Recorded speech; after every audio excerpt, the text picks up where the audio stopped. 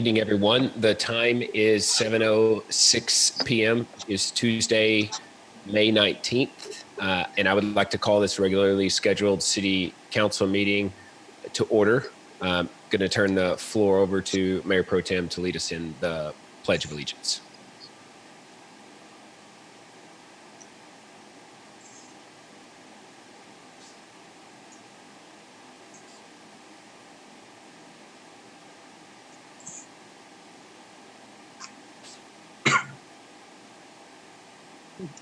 Okay, I pledge allegiance.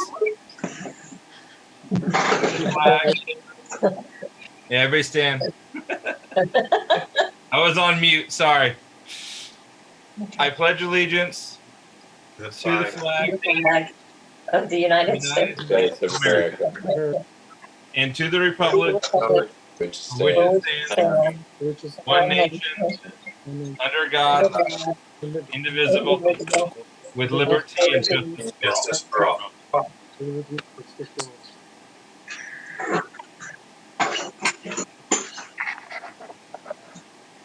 Wow, that was good. All right, next up, approval of the minutes. Mayor. Roll call. Councilor Chief. Oh, roll call, yeah. All right, sorry, roll call. City Secretary, please call me. Here. Coach, Here. Ellison, Present. Shield, Here. Rizo, Here. Villalobos, Present. Tobias. Here. All right, seven members present. We have a quorum. Councilor Shield. All right, I'd like to make a motion to approve the minutes from our special meeting from March 3rd, our council meeting from March 3rd, our special meeting from March 23rd, our special meeting from March 27th, our special meeting from April 3rd, our special meeting from April 7th, our council meeting from April 7th, and our special meeting from April 16th. Second. Okay, it's motion by Councilmember Shield, seconded by Councilmember Villalobos that we approve the minutes. Is there any further discussion on the motion? All those in favor say aye. Aye. Aye. All opposed. Motion carries 7-0. Next up is citizen comments period. At this time, we ask anyone that has dialed in who wishes to speak on any item to please do so. We ask that you limit your comments to 3 minutes, that you direct those comments to the mayor and council, and that you state your name for the record. I believe we have a couple signed up. Samantha, City of Kyle. We have 2 callers. I'm going to unmute the first now. Okay, thank you. My name is Kate Johnson. I'm the chair of the Kyle Railroad Depot Board, and I also chair the Hays County Historical Commission.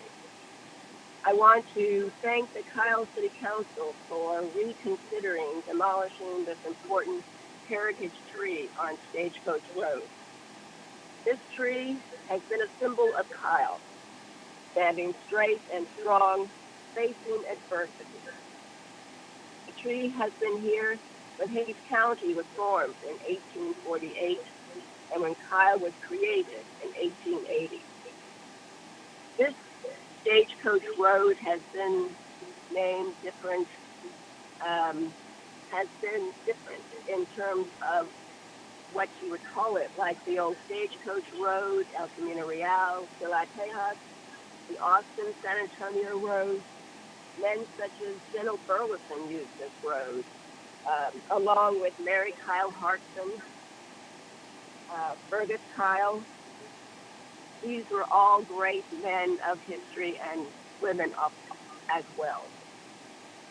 So, and our older citizens who have lived in Kyle know the value of this tree.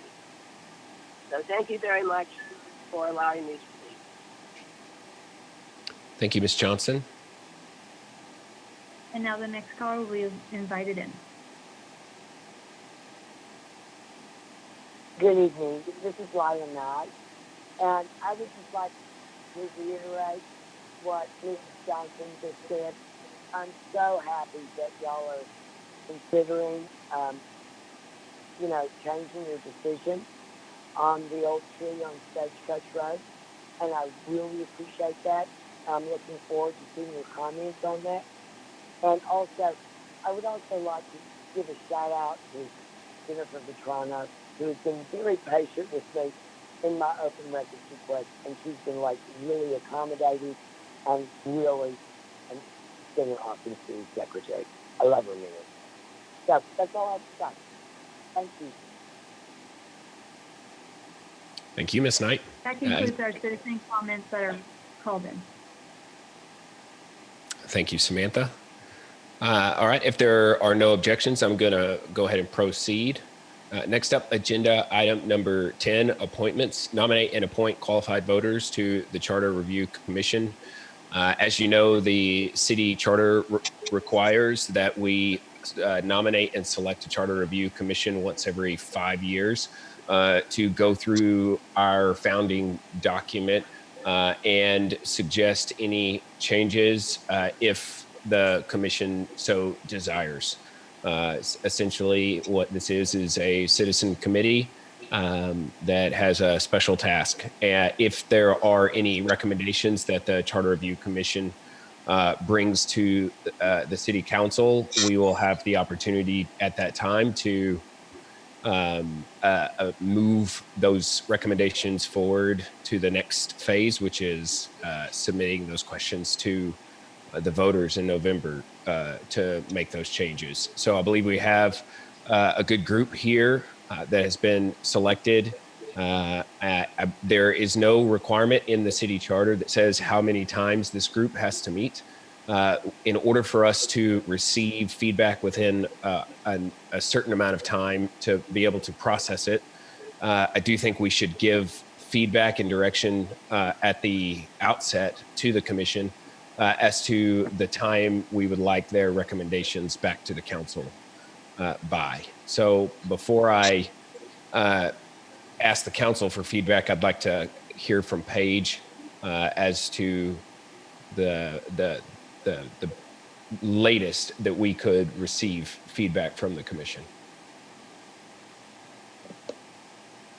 If you'll permit me, Mayor, I'm looking up the election schedule, and I'll be able to respond shortly as to the deadline for calling the election, which would inform you as to when the deadline for getting comments back to you. I would assume August, but yes, yeah, August would be the latest. Okay. That would allow the council to then take action on calling the election. So my suggestion would be that we receive those recommendations, if there are any, at least with 2 meetings worth of time for council to process and receive any public feedback or make suggestions, for ourselves as a group for things we may or may not like to see changed in the city charter. So my thinking as a possible time frame would be the first meeting in July would be the time that we would receive that feedback. But I would like to present that to the council and get some of your thoughts.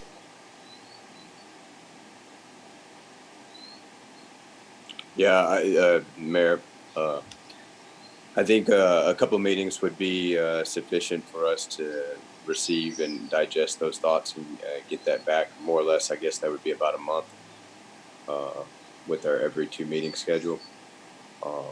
And certainly, I think, are we also going to discuss any type of staff support that they might have or need?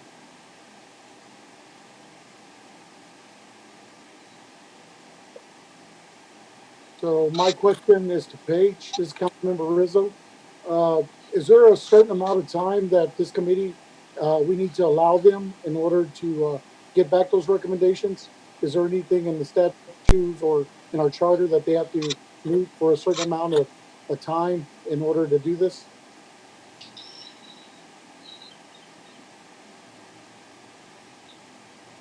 I'm pulling up your charter. So the Charter Commission's term is for 6 months. So once you appoint them, they serve for a 6-month period. You can always reappoint them and extend them if you need to. But if you're trying to meet a November election to hold a special election on the charter amendments, then you would need their recommendations before the deadline for calling the election, which would be in August. And the reason I was asking Paige is I saw the 6 months, so I was just making sure that we didn't need them to meet give them the whole 6 months in order to do this, which would put us past the election. I was just making sure that we were doing everything that was within the charter, that we weren't shortening the time and then be in violation of that charter. So we're okay.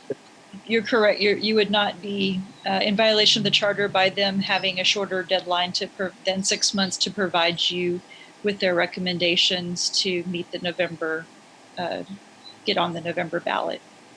Sounds good. Thank you, Paige. Thank you.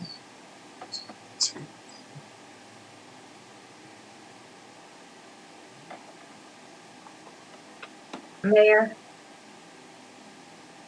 Councilor Shield.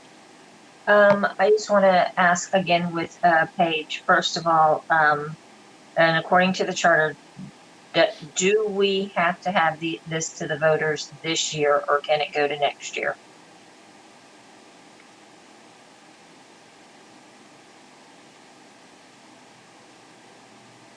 The charter just requires that the charter be reviewed not less often than every 5th year.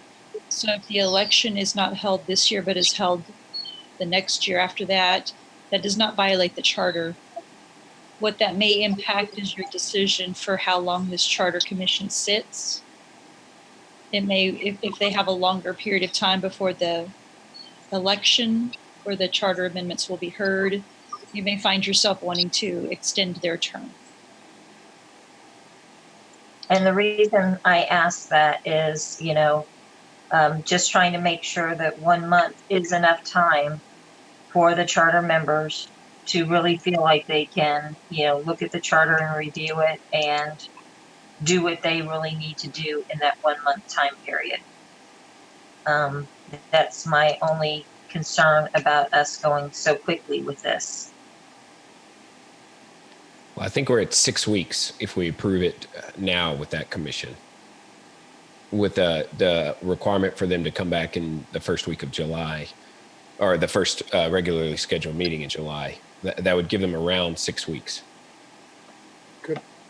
And so what I would suggest, Councilor Shield, is that, if the commission feels that at the end of the 6 weeks, they just still aren't there, perhaps they weren't able to meet as often as they would have liked, or they just have more questions or want to do more research, it would certainly be within their purview to ask for an extension, or essentially to say, we're not going to make a recommendation for November, but we're going to make one for the following year. Right.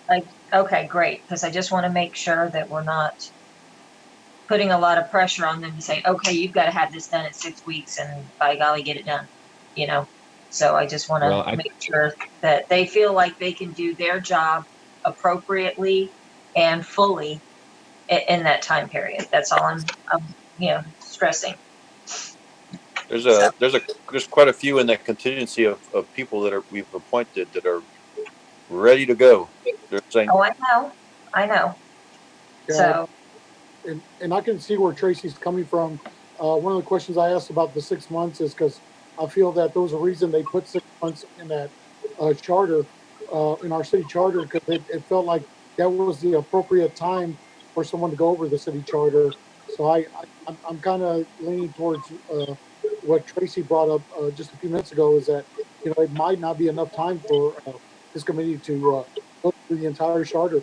I'll tell you, I've been on council for a year now, and I'm still going through the charter and rereading things. So I know that there's a lot to this charter. Well, the way I see it, we've got two options. Option number one is we can say 6 weeks is enough because we want the recommendation for November, or option number two is to kind of give them the 6 month time frame to bring back a recommendation whenever they're ready. And then we can decide what election is appropriate to put that before the voters after their recommendation is received, or, obviously their recommendation is just a recommendation. We have to be the ones to order the election and compel the questions. And those questions can come either from the commission or council, or really any citizen in the city of Kyle. It just needs a majority vote to get on the ballot, essentially. I think the reason the 6-month term was created in the charter was because it's a task that's once every 5 years, and so it's not a sitting committee, and so there's a sense that whenever you put someone to the committee, that they have a specific task, and then that term expires. So 6 months would be the absolute maximum that any commission would need, and I think is probably gratuitously long if you're trying to get a group to systematically go through and make some suggestions. I think 6 weeks is plenty of time, because I would prefer that we don't drag it out for any particular reason. I know the person that I nominated is fully prepared to get something turned out in that time, and I'm pretty sure everyone is. So it would be my preference to go ahead and get the commission, let them know they need to meet and go through it, and with city staff available to them, or at least some of city staff available to them, and then have them bring back a recommendation the first meeting in July. I think that's plenty of time. Okay, as I said, I just want to, if we still have, if they honestly, after working very diligent, and really feel like they just need a little bit more time, then we're safe in doing that. But I'm in agreement that, we want to get it done and we want to get it taken care of. I just want to make sure that we do have an out just in case that there's just, as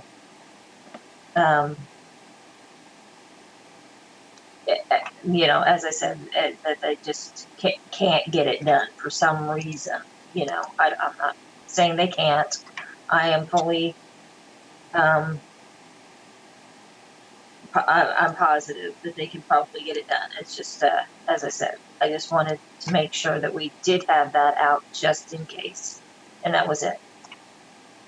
Mr. Sellers, go ahead. Mayor and Council, the last Charter Review Commission took about 3 months. I know Jennifer and I attended each of those meetings. They were pretty thorough, and also held, I believe there were several public workshops as part of that. So with that amount of review and being done in 3 months, I am looking at the schedule.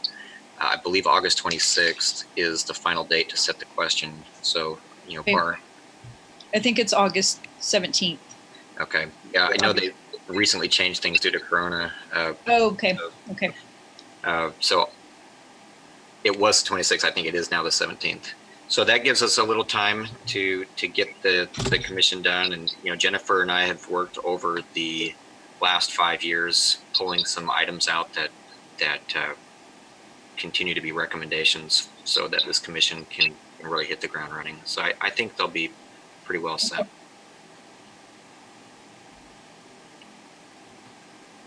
So then if you were looking at 2 meetings prior to the 17th of August, we would have the August 4th meeting and the July 21st meeting.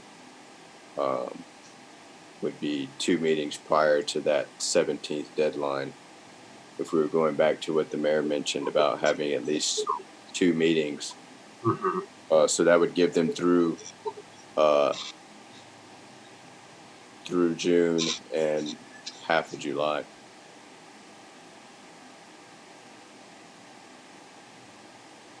Okay. I like that recommendation better, but I still like to leave the out in there just in case. Just in case they do go longer. It's good to have that other option, but yeah, I'm pretty much leaning towards the middle of July as a better option.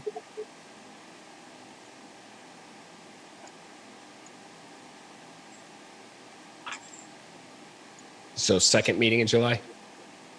Yes. Okay. All right, I'd like to make a motion to approve the nomination on the agenda for the Charter Review Commission and direct that commission to bring back their recommendation on the second regularly scheduled city council meeting in July, as well as appointing the office of the city secretary and the office of the city manager to serve as staff support. Second. It's been moved by the mayor, seconded by Mayor Pro Tem Coach. Is there any further discussion? Do we have to make a motion on the out or not? Just to have that as a contingency plan. No, they can bring back their recommendation. I'll tell you, it's not my desire to put that high in their mind as an option. Right. If we think they don't have time, we should direct them to bring back their recommendation further down the road and decide what election we want to bring to bear. I don't want the pressure of determining which election these suggestions falls on a committee. So I think 6 weeks is enough. I feel like they can get that done. If they, for some reason, think that they can't, hopefully we would learn about that concern on their part, prior to the second meeting in July. So we would know that was something that was coming. Yeah, that's over 8 weeks now, almost 9 weeks.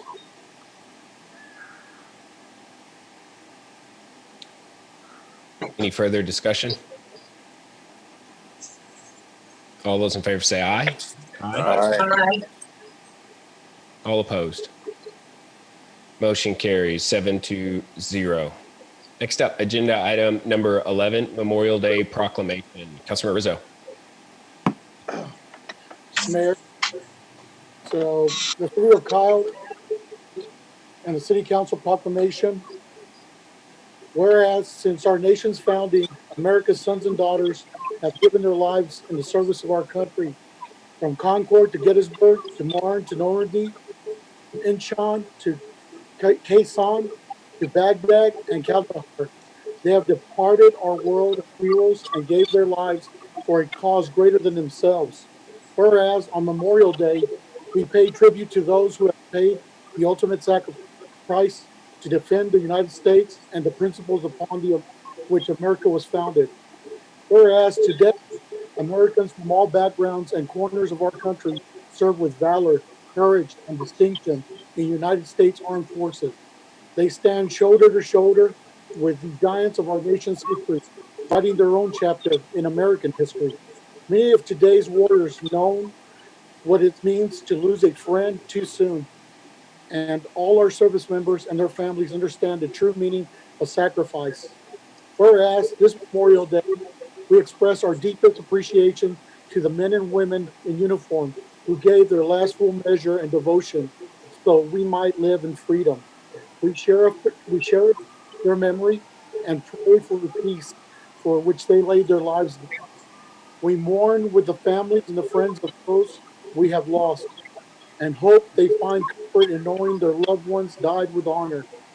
We ask God's grace to protect those fighting in distant lands, and we renew our promise to support our troops, their families, and our veterans.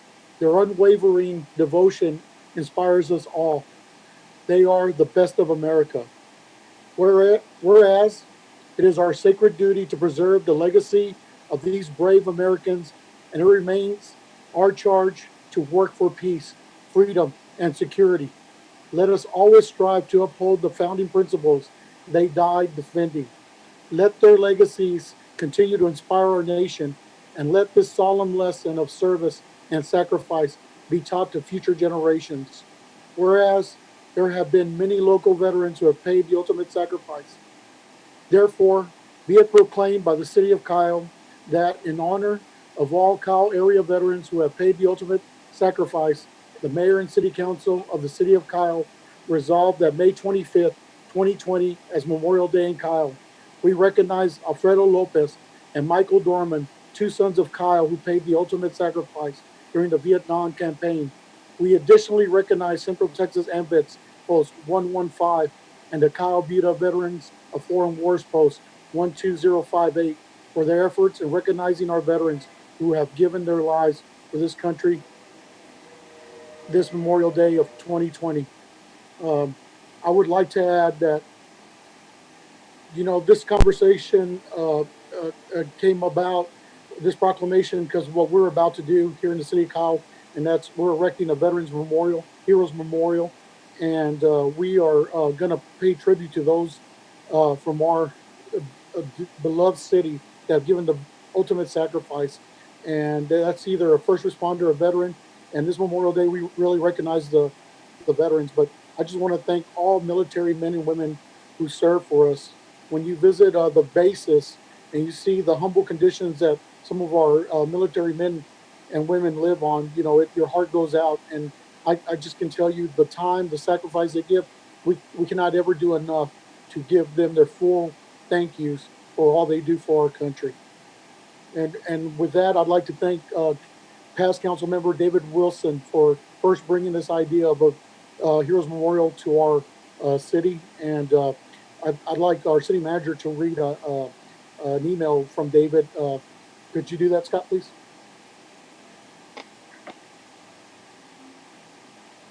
Yeah, on the screen, you'll see a letter received from David Wilson. This is from a Girl Scout.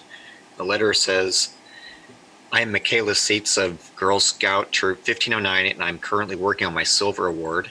For my Silver Award, I want to honor veterans and first responders by placing temporary flags in the ground at the future site of the Heroes Memorial Park by the Performing Arts Center in Kyle, Texas. I have chosen to put the flags where the 4 major parts of the memorial will be: Peace Garden, Picnic Active Area, Quiet Area, and the Memorial Garden. 400 flags have been donated to me, and 100 will be placed at each of the 4 sites. This is a lot of work, so I have created a sign-up genius for fellow Girl Scouts and their families to volunteer and help put the flags in their designated area. Once all the flags are placed, there will be a ceremony at 11 a.m.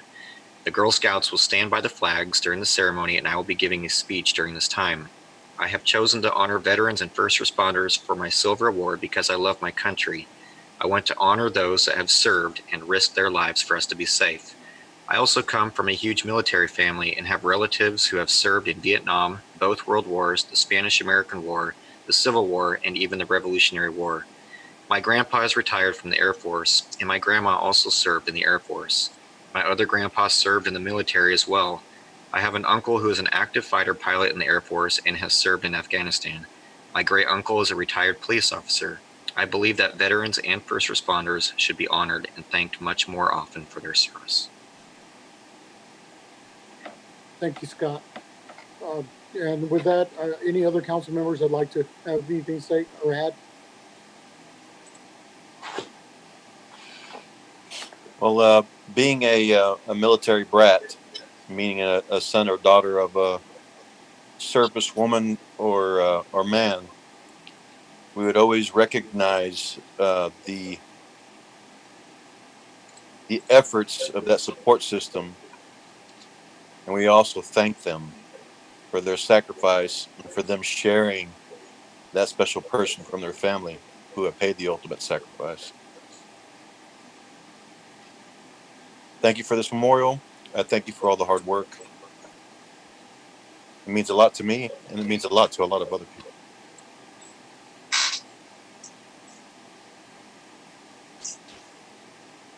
I'd like to add as well, coming from son of a veteran, my father, Rosalio Tobias.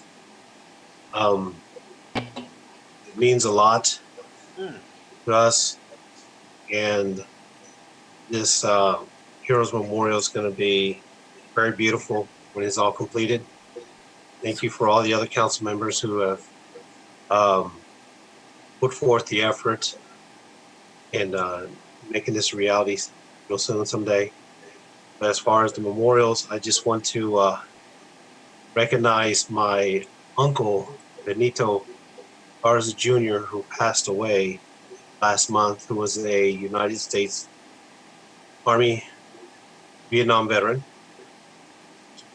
Also want to recognize my other uncle, Wendell Adams, Air Force, And of course, my father, Rosalio Tobias, was retired military. So I understand the big sacrifice that military has giving to our country. It means a lot.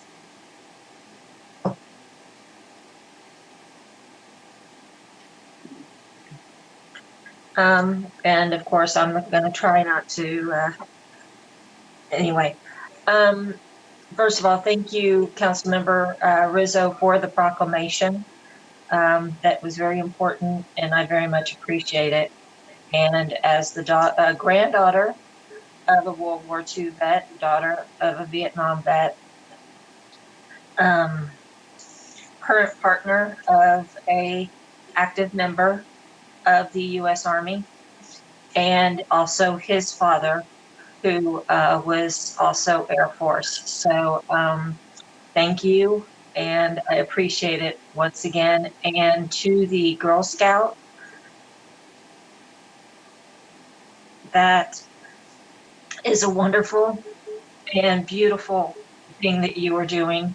And I plan to be there, with my mask on, but I do plan to be there at 11 a.m. So I will see you there. Thank you.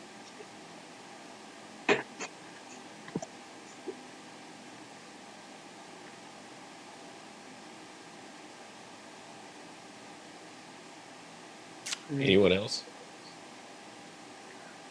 It's really touching. Thank you for sharing that with us and sending that over. And Councilmember Rizzo for leading on that initiative as well. You're absolutely right. This touches a lot of people in this community. I think that's another reason why we're so excited about the memorial is that the education aspect for those that are like Councilmember Villalobos calls themselves, for those that are military brats and those that aren't. It's an opportunity for us to memorialize and share and come to a community to learn about those that have sacrificed both foreign and domestic, and as well as in our first responder community. So thank you. Just wanted to finish with thanking our City Secretary, Vetrano, for helping with this proclamation. First proclamation that I've been that I've helped put together. So I appreciate all the help and her walking me through this process. It was a great process, a great learning experience. So thank you, Jennifer. Congratulations. All right. Thank you, everyone. Gonna move to agenda item number 12, Kyle food giveaway presentation. Councilmember Rizzo. So, Council, Jeff Gonzalez from the Capital Area Food Bank contacted me about a month ago trying to put a major food drive together here in Kyle after we've been working together at St. Anthony's, putting together food boxes for the community. We've put together quite a few boxes. We've been able to feed thousands of families throughout Central Texas. And after working with Jeff, we decided to do something major for Kyle. So I'm proud that we first tried to get something done with the school district. I want to thank the school district for really trying to help us. Unfortunately, we couldn't find a suitable location for a food drive of this size. And working with Scott Sellers, the council, past council member Daphne Tenorio, I was able to secure a location, and that's with the Smile Direct building. And we will be doing that here May the 30th. We'll have a mass food distribution in Kyle, and I'm inviting everyone to come out, all of council, and to come out and participate and help. I think this is something that's needed with COVID-19. A lot of families have not worked heads of households, and I think that this, in a small way, could help feed some of those families. And just I just think this is a great idea, and I think it's going to be a great turnout. And I'm looking forward to being able to help a lot of the Central Texas families, especially the families here in Kyle.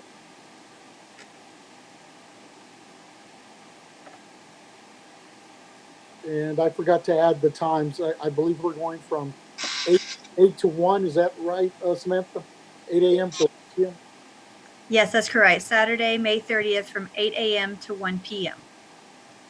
And then I want to thank staff, especially Samantha, for helping out with the flyers and helping get this message out to the citizens of Kyle. And if you know someone that needs help, please send them our way on May the 30th.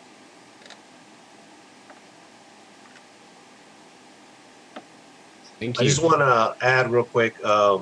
This is Councilman Tobias. Councilman Rizo, I just want to give you a big shout out of thanks. I've been out there with you on them Saturday mornings, helping you box up some of those foods and making those pallets.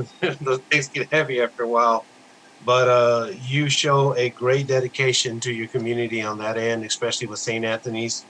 And I've seen you work with the people there volunteering.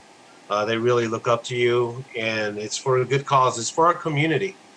It's for our people and our residents and our citizens. And I just wanted to give you a big thanks for the work that you do, helping volunteering at St. Anthony's. And I enjoy working out there with you, helping out, getting those pallets ready and getting those boxes and getting them on the trucks and all that. So I wanted to give you a big thanks, big thank you for what you're doing for the community in that aspect there, for helping out with the food bank. Thank you, Councilmember Tobias. I also want to do a thank you as well. I guess when COVID-19 first started, we were very busy in looking at what we could do to, mitigate COVID-19 as a council. One of the things that our Mayor Pro Tem coach did was think about the citizens, and he started a food voucher program. And when he asked me to be a part of that, it kind of inspired me to do a little bit more, and we're able to bring the food bank to St. Anthony's, and the wonderful people around me at St. Anthony's, the parishioners there were able to continue working hard. I mean, the amount of volunteers that we had, this was going on 4 days a week and still going on, was amazing. It was overwhelming. It's great. And I'm glad that we're able to do this. But I want to thank Rick, because he inspired me to get more involved and make sure that our families had plenty to eat in Central Texas. And so, Mayor Pro Tem, thank you for the original food voucher program and for letting me be a part of it as well. And it's been a great experience. Thank you, Robert. All credit to you and Michael. You guys have done an incredible job. I've loved watching to follow it on social media and see the pictures. You guys are just incredible with this. I'm so happy that we have members like you on council. So kudos to you guys very much. Thank you, sir. Appreciate it. And I can tell you, and the original architect for the food voucher program was Mari Carmen from our parish, and she is an amazing person. She has brought out volunteers like crazy, and everybody really wants to come out and do their best and help everybody. So it's been a blessing, but it's been a wonderful experience as well. Even though we're going through a really bad time right now with COVID-19, to see people coming together and wanting to help their neighbor has been amazing. I'd like to add that, actually being on the operational side, a lot of people don't, they worry about what's just in front of them. And part of our emergency response is that recovery side of it. This is going to play many dividends to recovery for a lot of different people. And it's a great project. I appreciate so much you bringing this forward, and I am excited for that day to help and roll up the sleeves and make sure that we serve as many people as we can. Thank you very much for your effort, and thank you very much for coordinating all the resources for this. It's tremendous. Thank you.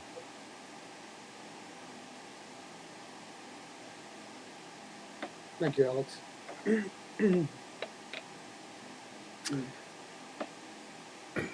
Thank you very much.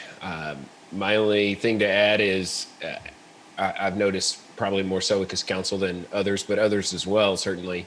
Every council member has a unique way of trying to provide value in the community. And obviously this is something that clearly is drawing your passion. So what everyone else said to you. Thank you for all that hard work. It's an inspiration, and obviously the community feels that volunteerism and helping to use your position as a council member to encourage the community to give back to itself and protect the vulnerable and food insecure. So I am very inspired by you on this, Councilor Rizo. I really am. Thank you. Thank you, Mayor. Thank you very much. Lost my spot. Oh, here we go. Next up, agenda item number 13, presentation, task force update on police headquarters construction. Chief Barnett. Yes, hello, good evening, Mayor and Council. The task force has been working on two priorities. Those were identified as the first one to conduct an RFP process to select a firm that would engage and inform the voters of a voter improved bond to finance the construction of a new police headquarters. I want to thank Jerry Hendricks specifically from city staff, as he was very instrumental in helping us through that process. The committee has worked through that process, and you will see later tonight on item number 23, you have a recommendation for consideration from a firm. The second priority that we've been working on is to locate a construction manager at risk firm to oversee the construction of the police department. I'm happy to report that we received 15 well-written submittals from some very good firms across the state, or actually from across the country. The committee has received, reviewed, and scored those 15 submittals, and we conducted interviews with the top 3 candidates earlier today. I believe we have well, the next step for us is to negotiate a contract for council review and consideration, which we expect to have at the first meeting in June. So we should have an update on that one in the coming weeks. And that's an update. Thank you, Chief. Sir. Any other comments from the task force? I'll make a couple, Mayor. I think I just wanted to give, I think we're in a congratulatory mood this evening. Just the task force in general, kudos on what they've been doing with this. Just pivoting and turning with each aspect of getting this ready for the ballot, and whether it's the communication piece or doing our due diligence as far as the actual structure and the building, and putting our best foot forward in order to truly take this time, as we all agreed last year, to do our work in order to get this in a position that we feel will be the most informative to our citizenry, and also help them understand in many ways the need for the police facility. I want to give an extra shout out. We all know the council members, what is expected of us, but we have a citizen member of our task force, Mr. Mike Rubson, and he has proven himself time and time again a valuable member of this task force. And I'd be remiss if I didn't give him credit, because he was plucked. Many of y'all remember from a meeting many months ago. I think he was standing there, and he has served faithfully and responsibly, and he is clearly doing his homework and doing everything he can to contribute to the task force. I just wanted to publicly give him some praise for what he's been doing.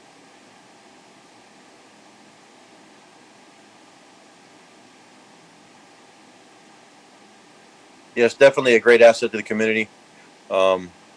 His work ethic is great for us. I think his insight has given us some good direction when we were making decisions on some of the issues that we discussed. So definitely appreciate his productivity and his insight.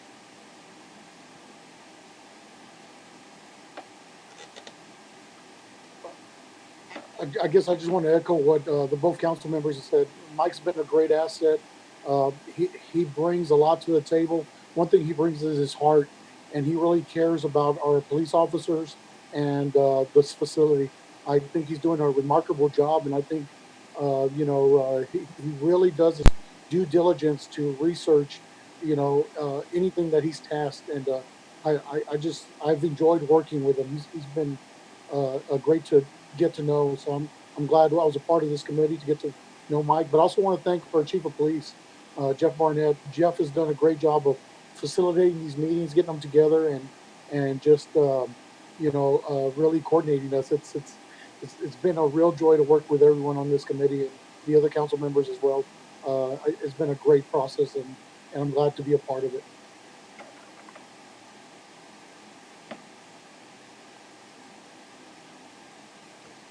Anyone else?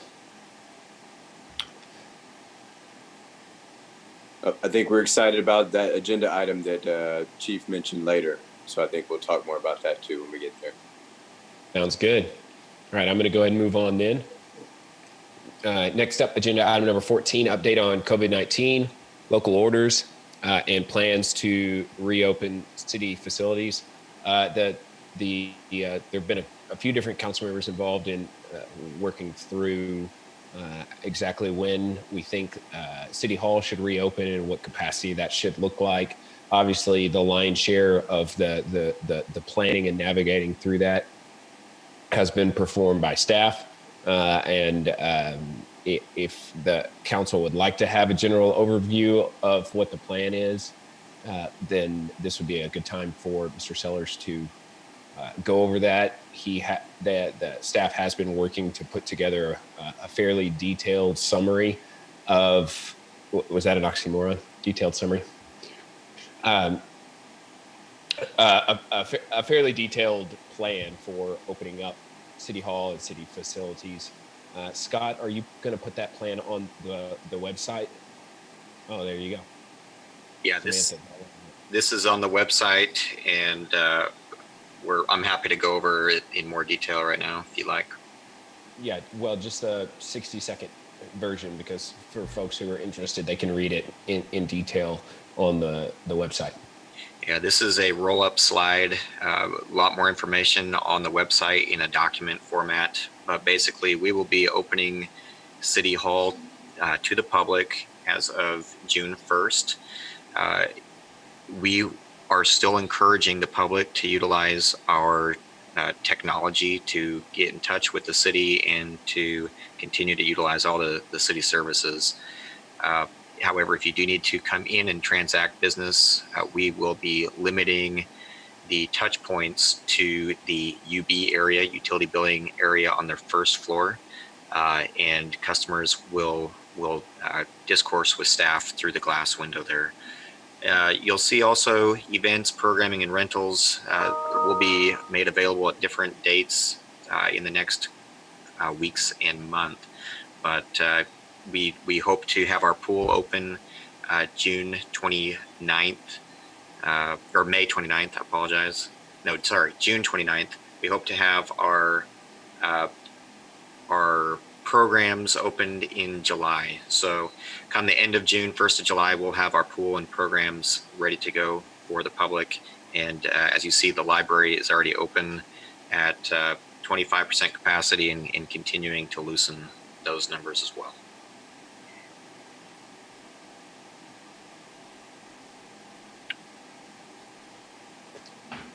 Thank you, Scott. As you're aware, we did not update any of the orders locally as it relates to sanitation and some of the other rules that we have with regards to childcare. The reason for doing that is, number one, we are maintaining a healthy exposure to COVID-19, something that's very manageable.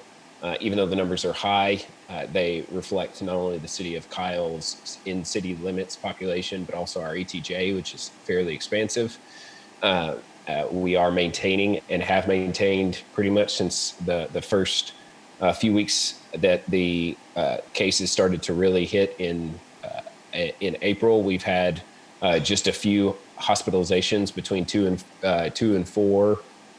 That's been pretty much the steady rate of hospitalizations countywide. So I feel that given the amount of time that we've had, which has been essentially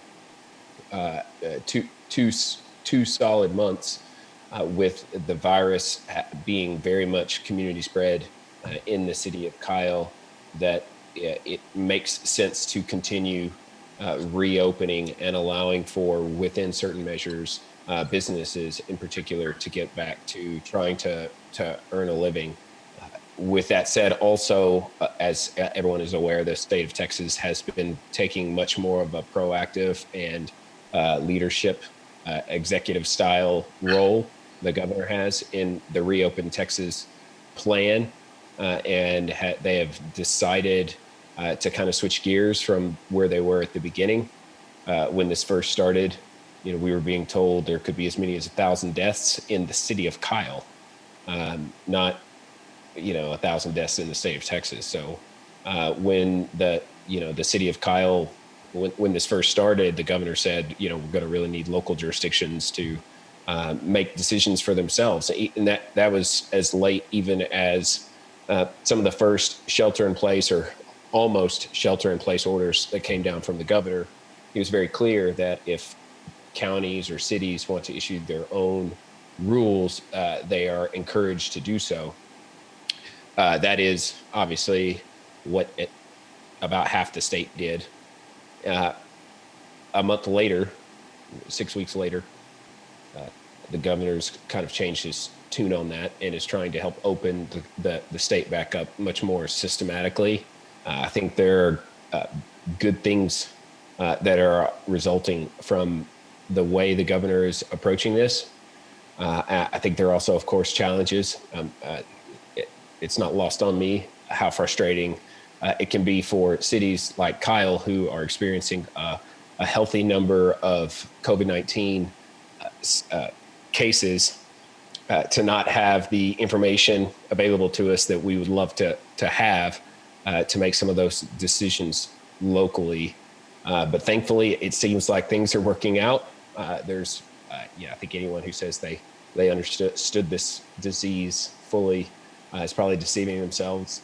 I would like to say I was able to fully grasp everything that took place in the last 2 months, but I've just done the very best that I can. So with that said, allowing those orders to expire also included playground equipment and an HOA and private, semi-private pools and basketball courts and things of that nature. We are no longer regulating throughout the city on those issues and on those assets. I think that our sanitation policies were helpful because when we first put in the mask requirements, for example, that the mask requirements we put into place were in collaboration with our daycare facilities.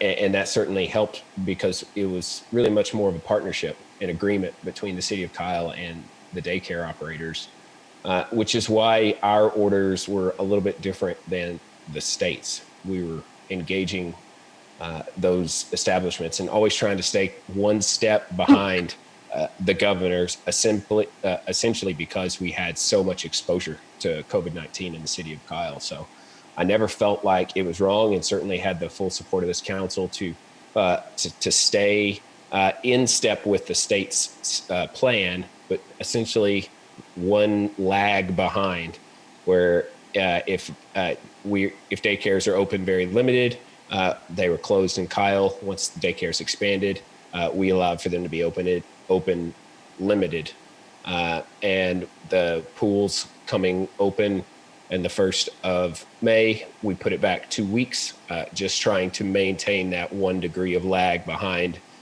the state to give the city of Kyle just an extra fighting chance to, stay ahead of the disease. There's certainly going to continue to be outreach efforts locally. I'm optimistic that as the summer months roll on, we'll be able to develop a new normal. It's not back to normal because it's certainly a new normal. A lot of the requirements on these businesses, I think, will be in place for some time, probably at least throughout the year and into next year. So I am thankful for the comprehensive set of guidelines coming down from the state and the Department of Health Services and the regulating agencies that are statewide. That, regulating agencies really is a pretty good way to go about creating good practices in a lot of our businesses. And the city really doesn't regulate the way that a health department, for example, or a licensing agency, that they may have more tools in their toolbox. So I guess I can understand that as well. I'm just glad to see some of our small businesses making those announcements to get back to work, that they're opening back up, that they're trying to earn a living. You can feel it in the community when you're talking to small business owners. They feel alive again, ready to start fighting, thankful for the opportunity to open back up, and very committed. In particular, our small businesses are extremely committed to good sanitation practices and social distancing policies. Some of that's state mandated.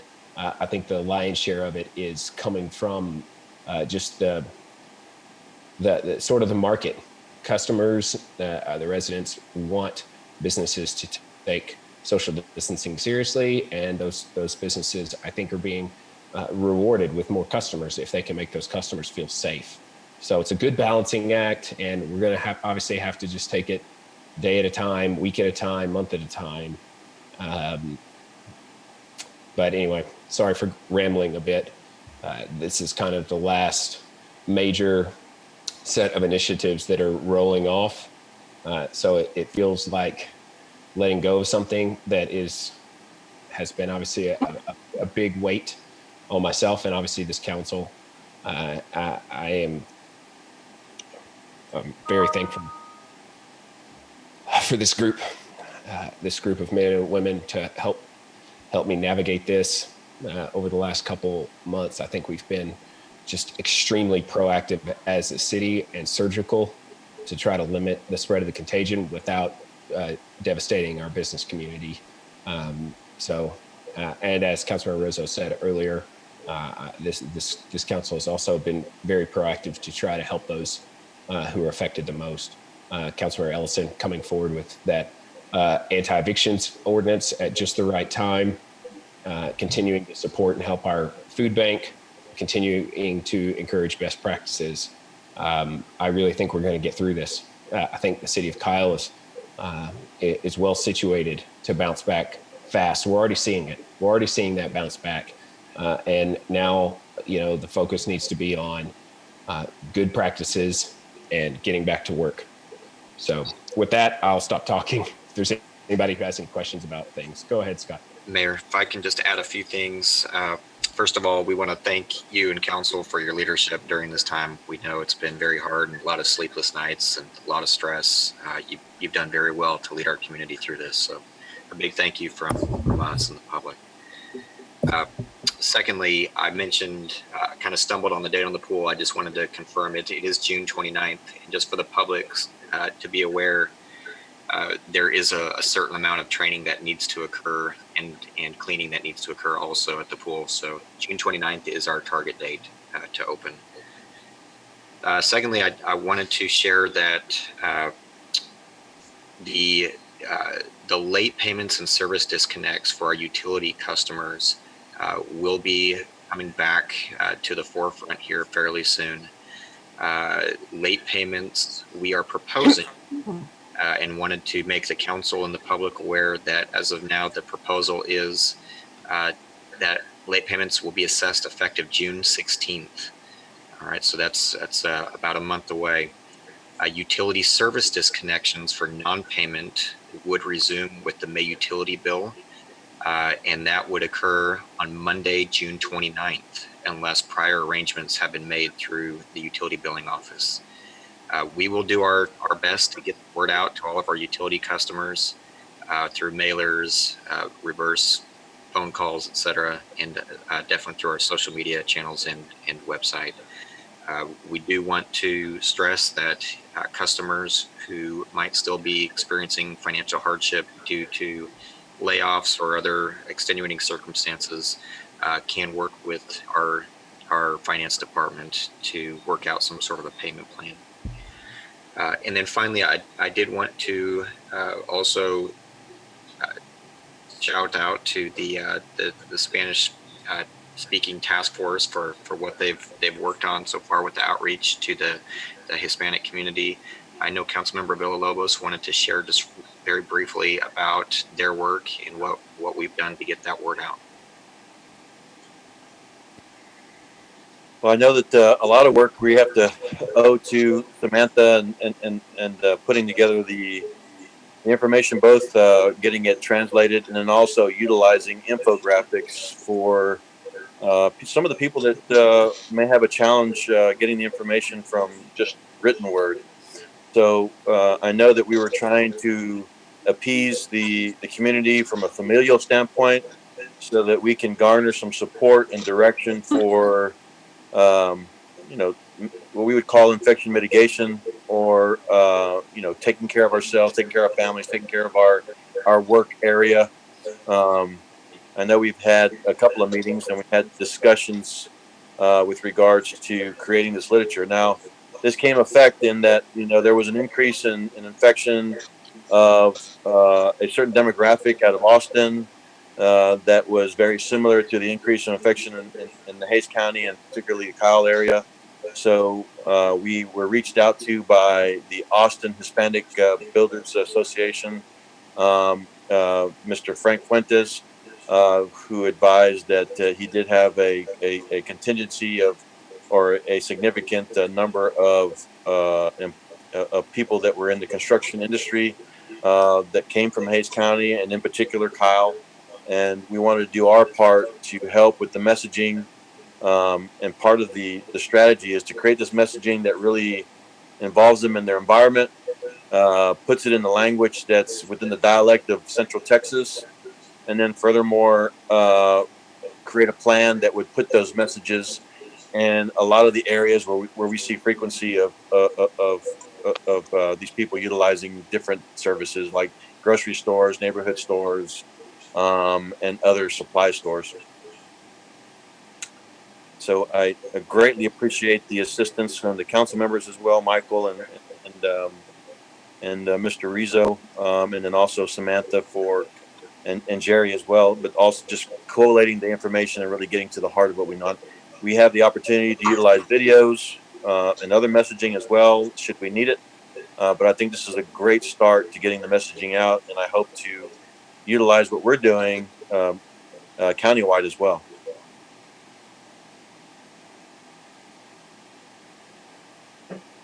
Thank you, Councilman Villalobos, for with that. If you see that person in the flyer there, that is a local resident who was very supportive in our task force. She is a mother of three, and her husband is a serviceman in the military, which we're very proud of. So when we asked to step up, she volunteered, and very happy that she was able to do that for us and to help get the message across. I wanted to thank everybody on the task force. Samantha, you did an awesome job. Thank you very much. We're still not out of the woods yet on this.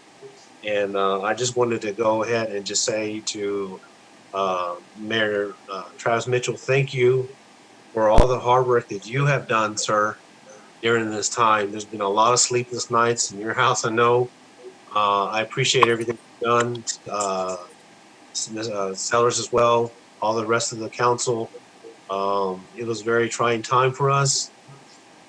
And it was something that just hit us, the whole country and all of us, where we had to really think about what is best for our citizens during this crisis. And I just wanted to just basically add that, I know there was at first a lot of heat from the beginning of what we're doing, but I will not apologize for not doing what I felt was best for the public safety of the citizens and the residents of this city.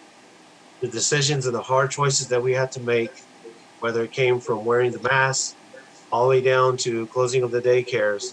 Her children was in my mind the whole time of being safe when it came to the daycares. So with that, going forward with these reopenings, I'm glad that we were able to get a lot of cooperation from the residents and the businesses about how serious this virus was, and helping us as city leaders and elected officials to implement a lot of those ordinances. And I want to thank all of those people, all of the business owners and all the residents for assisting us when we needed to on that end. But again, we're not out of this yet. And with this campaign that Councilman Villalobos has brought forward, we still have a lot more educating to go. And with that, I just wanted to, again, just thank everybody from council to the mayor to Samantha and everybody else for all your hard work on this. And we can get through this all as a city.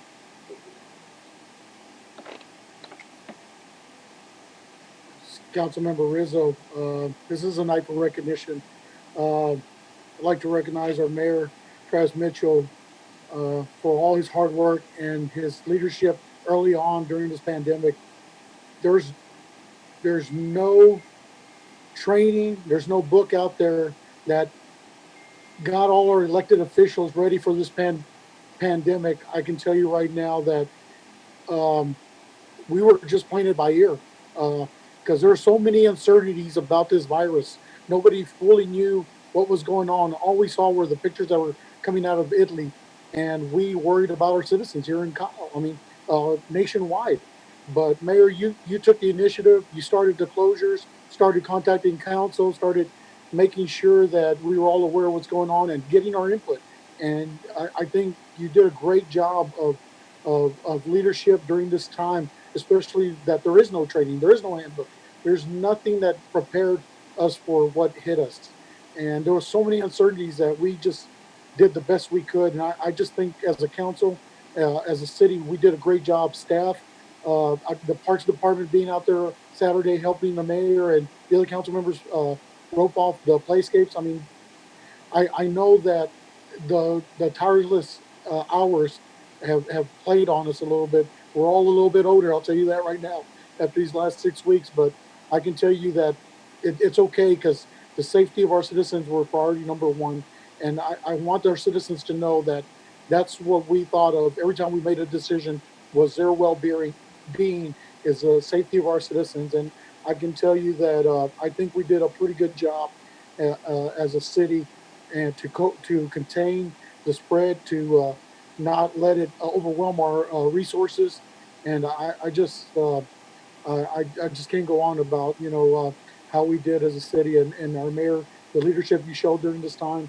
Thank you for that, and all the council members for all they've done, and just working together. I think that was key, is that we all came together as a council and put public safety above all law, and we were able to accomplish something very a wonderful plan that would keep our citizens safe to the best of our abilities.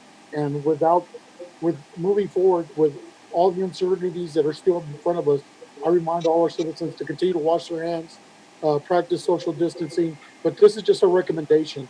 Your family should be your number one priority, and don't worry about everything else that's going on in the media or anything else like that. Always remember that your family is priority number one. We as a council did all we could now, and I'm pretty sure the heads of households, mothers, fathers are now doing all they can to protect their children. Just continue to wash your hands, and just be smart, and we'll all get through this together.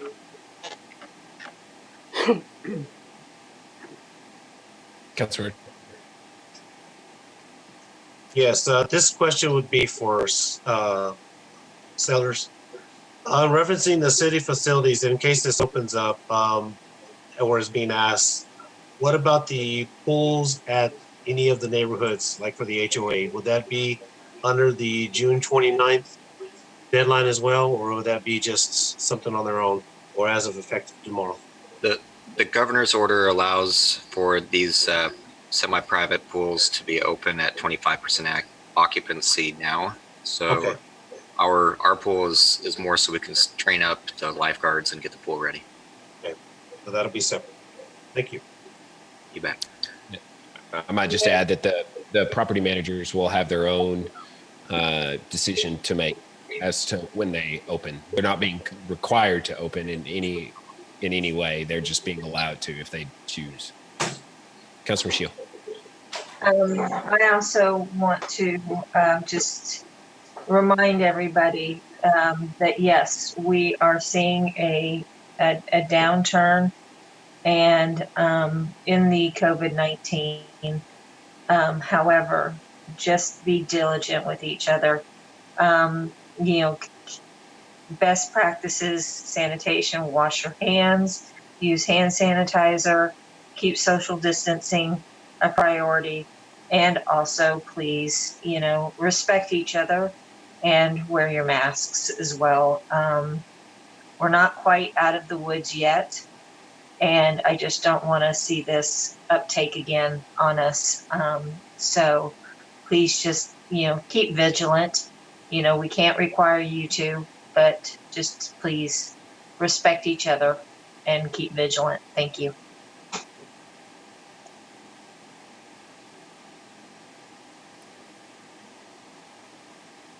All right. If there's no other questions, I'm going to go ahead and move on. Next up is agenda item number 15, Kyle Community Survey Results 2020. Tatum. Thank you. I am just going to pull up my screen share. That way everyone can follow along.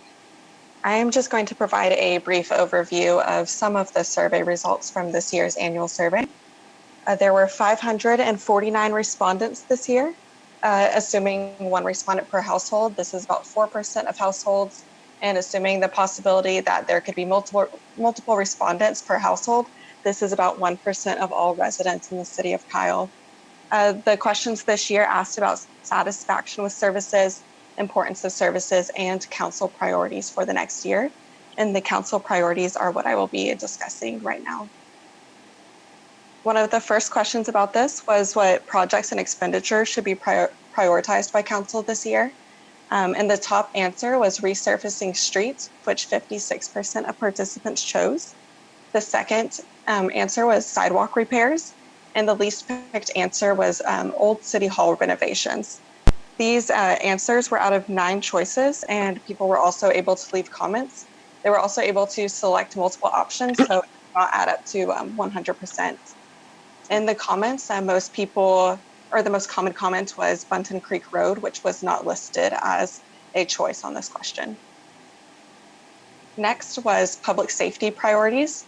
This was out of 5 choices and the option to write in. Here, the top choice was adequate lighting. The second top choice was keeping traffic low, and the least picked answer was maintaining strong relationships with the sheriff and constable's offices. There was not a general consensus in the comments here. Next, for infrastructure and capital improvement priorities, this one only had 3 choices and the ability to write in. So the top answer was developing additional water sources. The second answer, multiple modes of transportation. And the third answer, green environmental infrastructure, all of which received sizable response. Here in the comments, people talked about wanting to fix roads, having public transportation options, and addressing drinking water quality.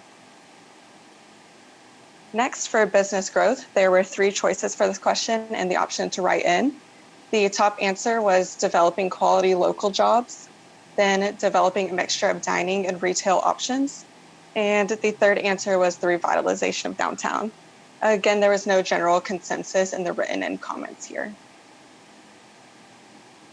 Next, they were asked about community development and image.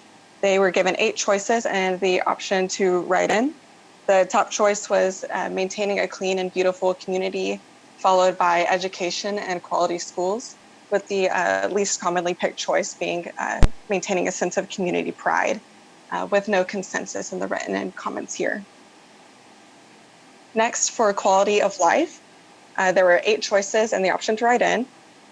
The top choice was maintaining an affordable lifestyle. The second choice was maintaining a family-friendly feeling, and the least picked answer was senior housing opportunities.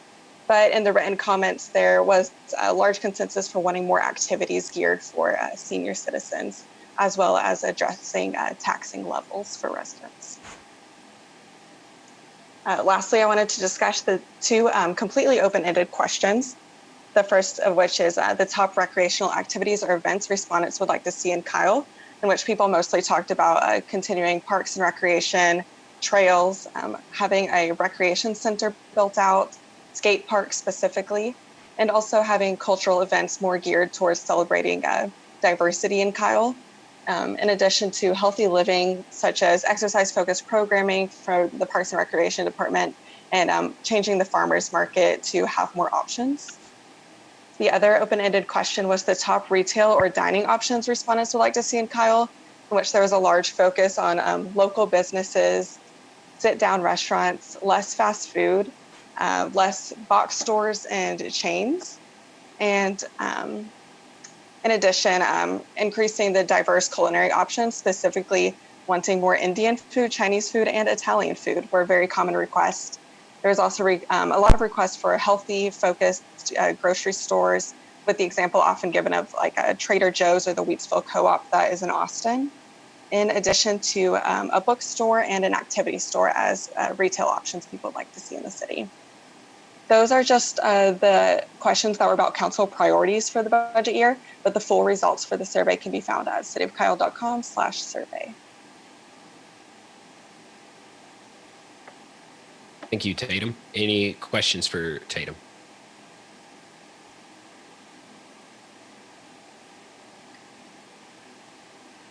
Okay, thank you very much. Appreciate that. All right, if there are no objections, I'm going to move on to agenda item number 16, CIP road projects and consent agenda presentation.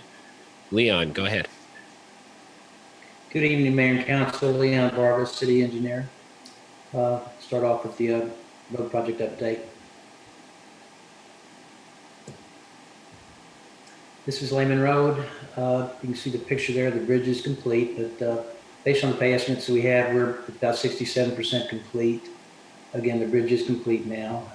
Lehman is closed from Highway to Button Creek Road still, and we're still trying to complete this project by August 2020, hopefully sooner than that. Next slide.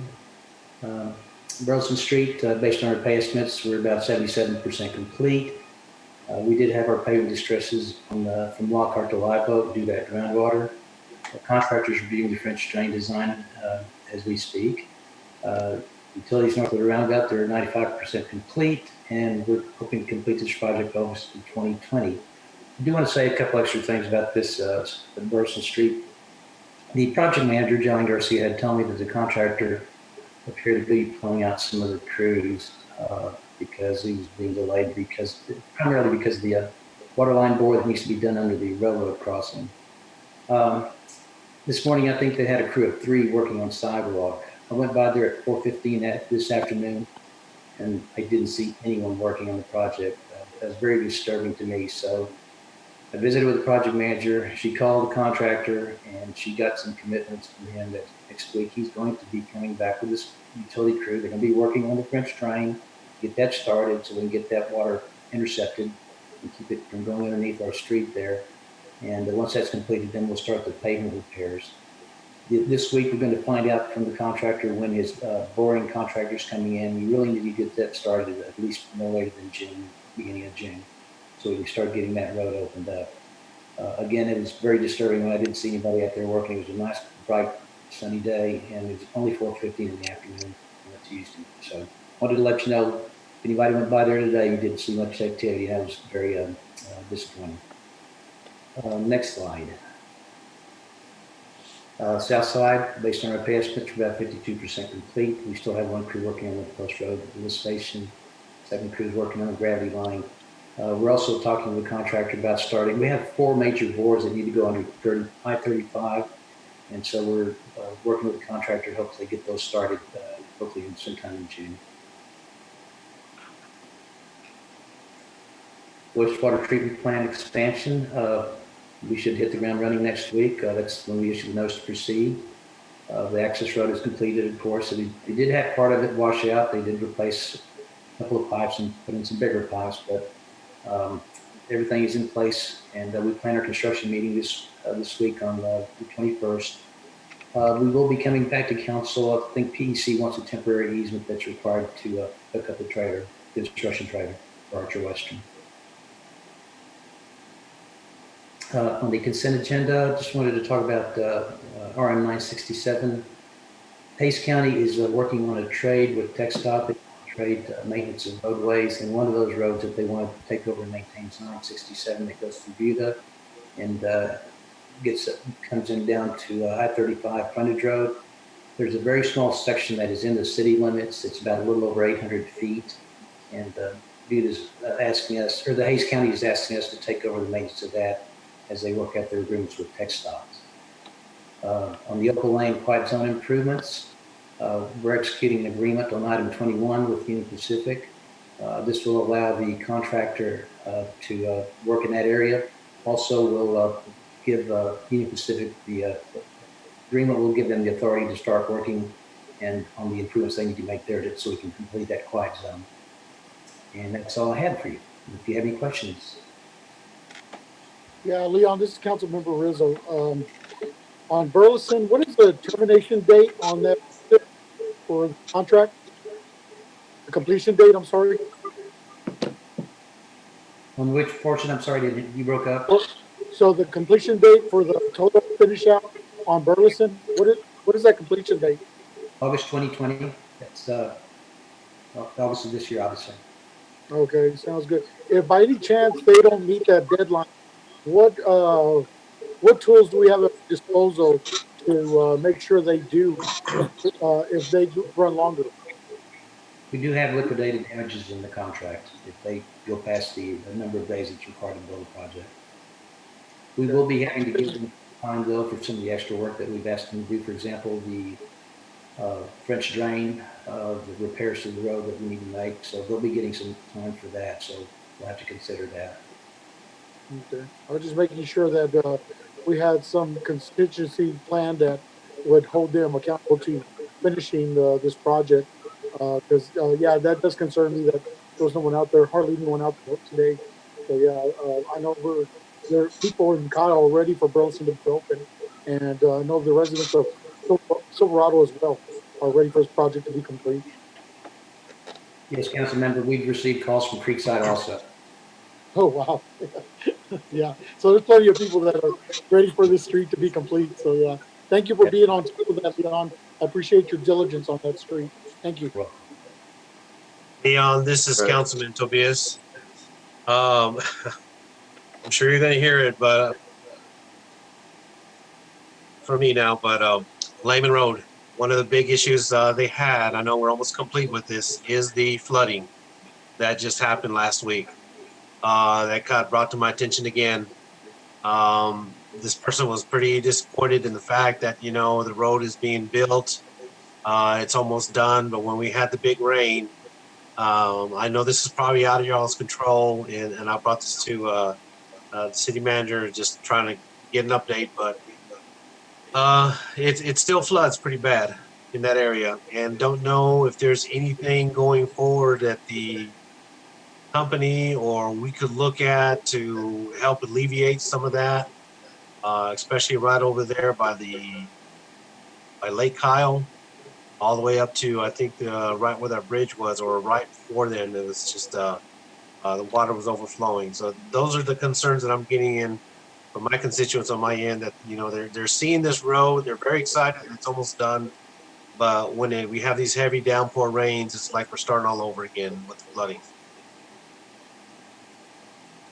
Council member, the original intent for that particular crossing was there was supposed to be a bridge that was supposed to be handling the 100-year event. And this project started back in 2013 when we started talking about the design of this particular road. We also designed the bridge there at Plum Creek for the 100-year event. And then after we had the project designed, pretty much designed, then we were given directions that we needed to go ahead and keep the project under budget as best as we could. So the decision was made to reduce take the bridge out on the Lake Kyle. On another note, the bridge at Plum Creek was designed for the 100, but when we did the recent GBRA flood studies, it was determined that all that extra flow through there that we really didn't have a 100-year event, could handle a 100-year event. We really can only handle the 25-year event. So options were for us to go back to the drawing board and redesign it and build it higher. And the decision was made that no, we've gone this far, we need to go ahead and build what we have. Again, looking at past history on these kinds of roads, if you look at the TxDOT guidelines, these kinds of roads, you probably should design for 25-year frequency rather than 100. Of course, we really would have wanted the 100. I think we all would have wanted that. But that's what happened on the bridge at Plum Creek. It is now designed to handle 25-year based on the flood studies that we had from GVRA. But the one at Lake Kyle, that can really only handle a 2-year event. That's all it can handle. And again, it was a budget decision that was made a few years ago. Thank you, sir.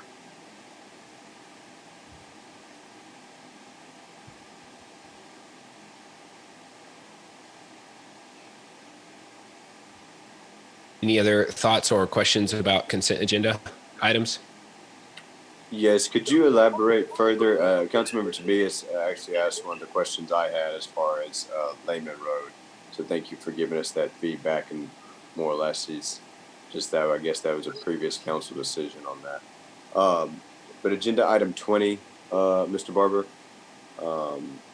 as far as that additional acquisition of that road and future ownership and right-of-way maintenance, what is that more or less going to look like? What type of maintenance would we be overtaking there? In your backup, I asked our folks to go ahead and specifically identify that section. There's about 820 feet of road that we would be taking maintenance responsibilities for. That our Director of Public Works, Harper, went out there and looked at it. There's a problem with the railing, but I believe that's going to be TxDOT's to maintain. The road's in fairly good condition in that area. Right now, TxDOT is working on rebuilding several sections further towards Buda. They do have some problems with that road, but the section we're looking at, 800 feet or so, worst that I could see there was the high grass occasionally becomes a problem. But typically, TxDOT goes and redoes the road surface before you take over maintenance. And I'm hoping that's what they do. But again, it's a small section. It's about 807 feet. It's all we have to maintain. So I guess my question is for Harper. Is that something we could do in-house, Harper, for that small section of roadway? If the pavement, say the pavement or the base underneath it failed, is that something we could do in-house to maintain it?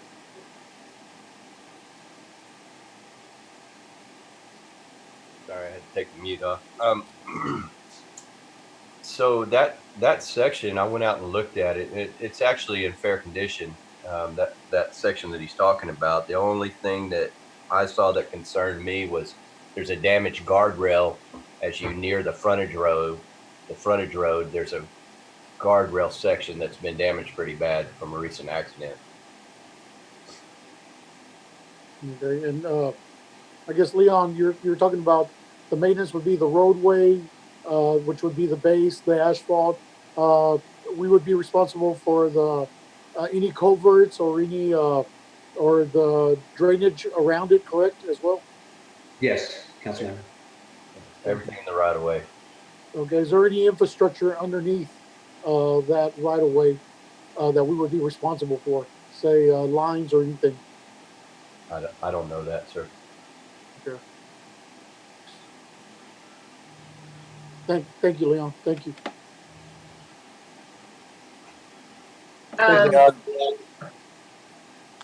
Leon? Councilor Shield, go ahead. Sorry, I've been, Councilor Shield, you're creating some, I think your mic is causing some feedback, so I was having to mute you, but I know you're trying to speak, so. Yeah, that's why I kept leaving it on for a second so I could jump in. So first of all, Leon, thank you for your presentation. I did, and also thank you to Councilmember Tobias for you asking the question about Lehman Road, because we didn't want that on the record.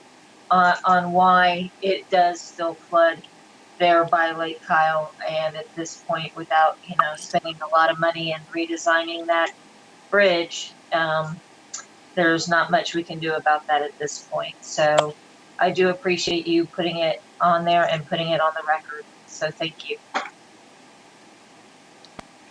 Councilor Villalobos, go ahead. Yes, Leon, there's another question. I guess there were some markings that were placed on Silverado and Rebel Road. There's a locate that was painted on, and maybe some utility flagging that was going on. Do we know what that's about as far as, are they preparing for any kind of infrastructure or any other changes to that particular road? I'm not aware of any, but I'll be happy to check into it. I appreciate it. I'll send you some pictures that we took, and that way you can kind of see what they were doing. They had marked out on the road, locate. So I think they're looking for some. Seems like they're looking for some utility line. Okay. I'll be happy to check into that. Thank you.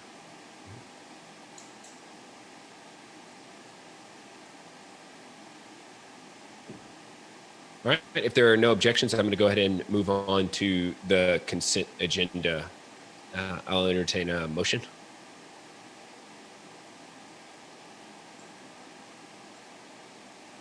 Mayor, I'll make a motion to approve consent items number 22, 23, 24, 25, 26, 27, and 28.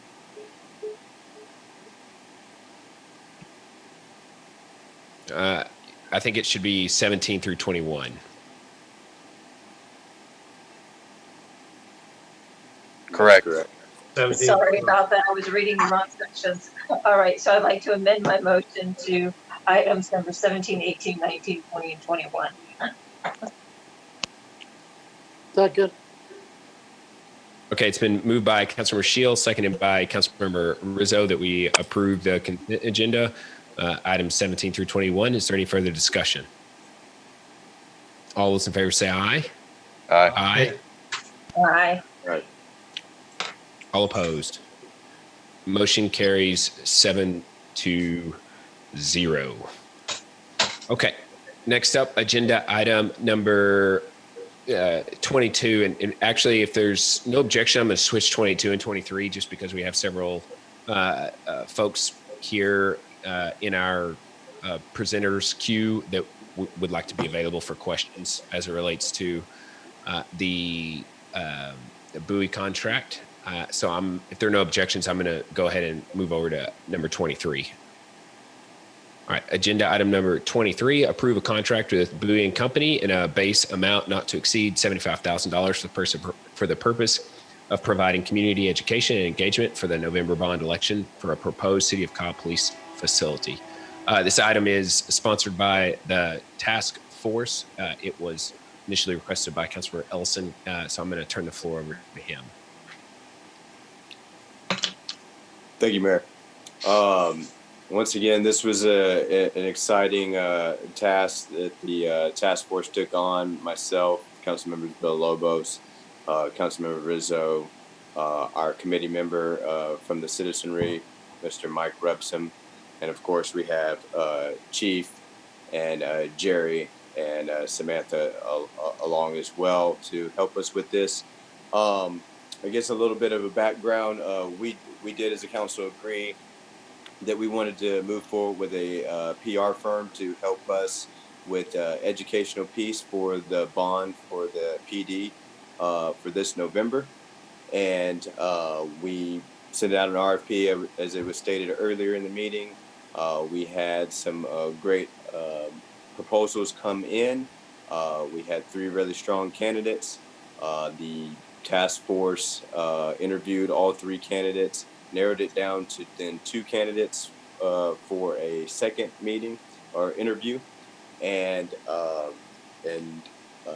then we were consulted with each other on making a recommendation. The task force was really torn, and it was a tough decision, but I think we were thrilled and excited. I'll go out on a limb and say, but I don't think I'm going too far with the firm that we have for you all this evening. This was a group that was very committed and very excited.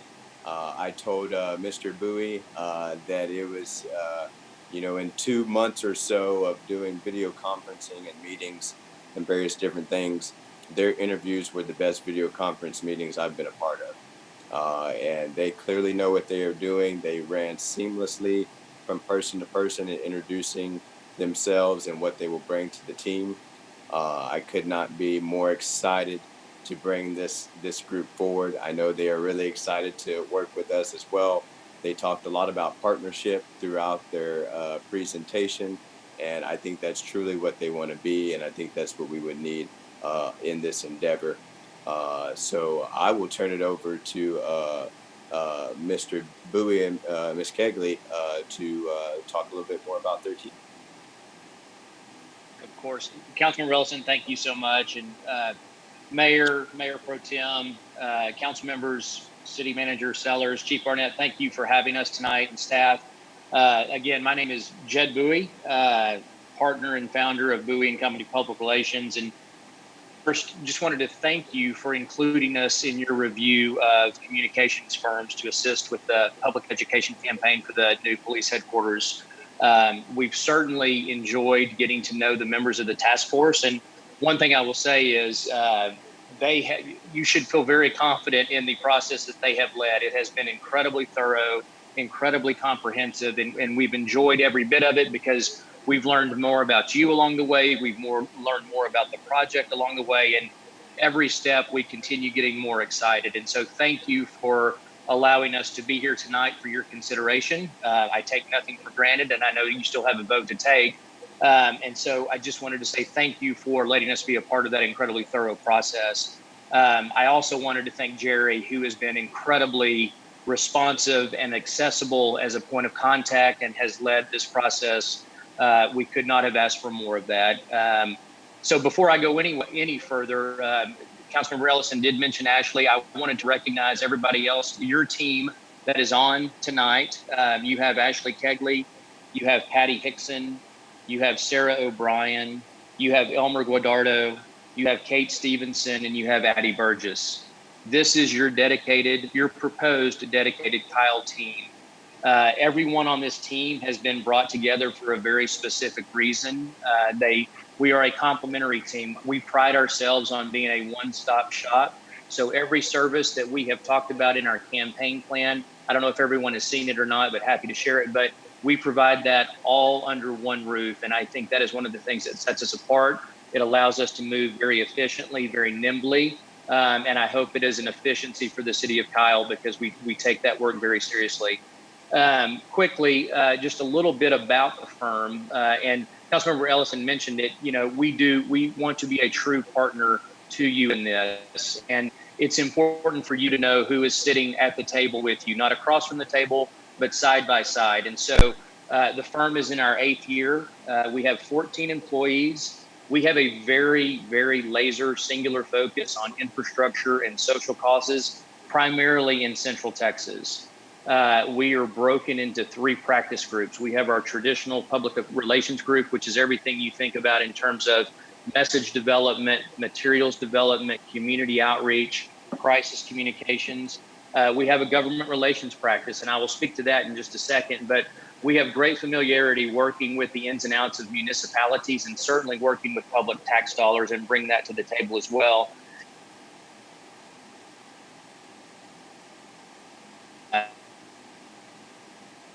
The low thing that we will need to bring to the table, we offer under this roof. And one of the things we talked to the task force about is you can have the most compelling messages in the world, but if people don't take the time and stop and look at the materials, it's all for naught. And so we want to ensure that our materials are, while fact-based, certainly grab people's attention. And so that's part of what we offer. I mentioned a little bit about our experience. Some of the cities that we represent within Central Texas, obviously City of Austin, City of Bastrop, which I think, y'all may be aware of in terms of their building Bastrop, their land development code rewrite. Cedar Park, we do a lot of work with Cedar Park, just Ishment, drippings. would. And just to say, very, very familiar with the ins and outs of y'all's world, pressures you face, and want to be sensitive to that. We also bring to the table a whole lot of public education campaign and bond campaign experience. We led the AISD 2017 bond election, the City of Austin's 2018 bond program.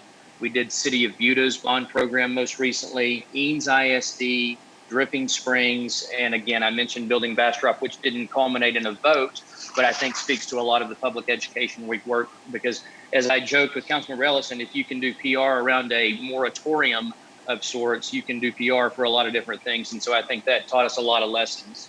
The task force during the process heard us talk a lot about the word partnership, and it is something we take to heart. We want to be your partner. This is, if we are awarded this contract, this is our business too, and that's how seriously we take it. Our passion as a firm is supporting projects.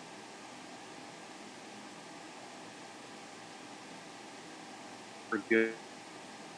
This is Barnett and everything he is trying to do. We want to be incredibly supportive of that. What we want to offer you, if we have the opportunity, is really smart strategy in client service. But you'll also get a team that is really, really ready to roll up its sleeves, be in the trenches with you, walking the streets, doing everything that needs to be done to get this over the goal line in November. I think it's important, and your rights as our client, to think about expectations. And so what you should expect from us, and you can add to this list, but is smart strategy and flawless execution, a dedicated team available to you 24/7. We are relentless. That may irritate you at sometimes, but we are relentless. Accountability and transparency. We don't want you ever guessing what we're doing or why. We always are going to shoot you straight, even sometimes when the information is difficult to communicate. A deep appreciation and respect for the use of public tax dollars. We know that comes with an added scrutiny, and that is your day-to-day world, and we are completely sensitive and sympathetic to that, and we're never going to do anything to where you are in a bad spot. And again, a true partner to you in this effort. So that's a little bit about us and the firm. Our philosophy in terms of public education and these types of efforts, we are firm believers that people support what they help create. And that necessitates a high level of public engagement, but that's what we're going to recommend to you if we get to work with you. We also want to spend time defining the problem. The chief needs help, the city needs help in helping the citizens understand why this is necessary and what the benefit is in it for them. And so we want to spend part of our messaging on that. I think a lot of folks want to jump to, here are all the solutions, here are all the great things. We need to take a step back and make sure this community understands the problem that you are wisely and responsibly trying to solve.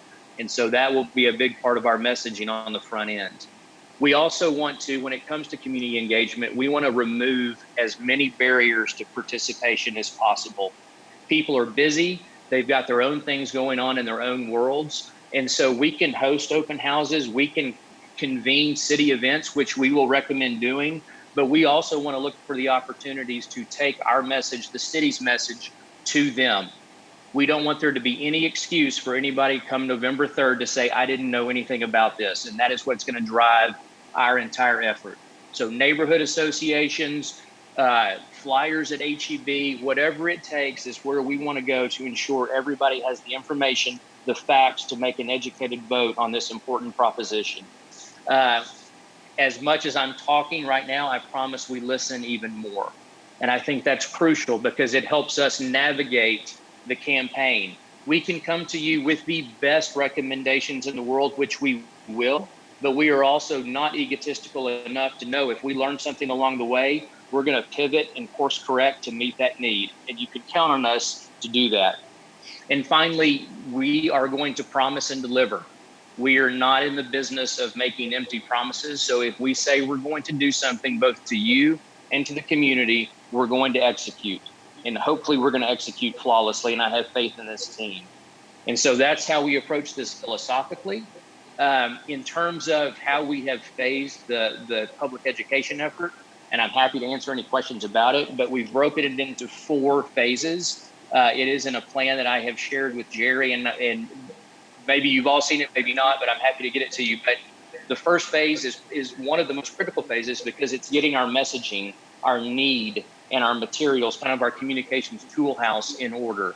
So we're going to come in, we're going to have an immersion session, we're going to ask a lot of smart questions, we're going to poke, prod, we're going to get it just where we think we need it to be. We're going to go close to the city. We're going to see if it holds true. And then we're going to roll that out on a broader scale. And so by the end of this campaign, when we're through with training and testing, there's going to be a community-wide outreach engagement effort, two-way dialogue for where we receive input that is hopefully helpful to the city, not only on this initiative, but on other initiatives in general. And that's where we're going to go. And then for the final phase, it is all about getting folks to the polls. It is our get out the vote effort. It is, again, making sure everybody has every bit of detail, every bit of information they need to make an informed decision on November 3rd. So I've thrown a lot at you, and I'm happy to answer any questions. But that's who we are, and that's how we would go about this.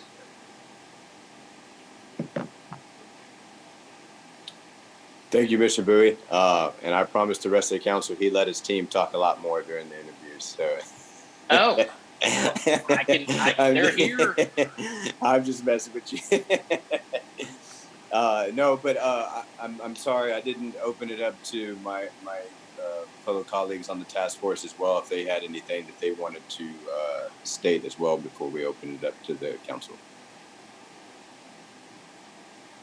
You're muted, Robert, or Mr. Councilman. Okay, thank you. Thank you for the presentation tonight. As usual, it was a great presentation when you first came to us. The two companies that last two companies that we had to select from were both very amazing companies. I'm very blessed to have the companies that came out for this RFP, I believe, to put in their requests.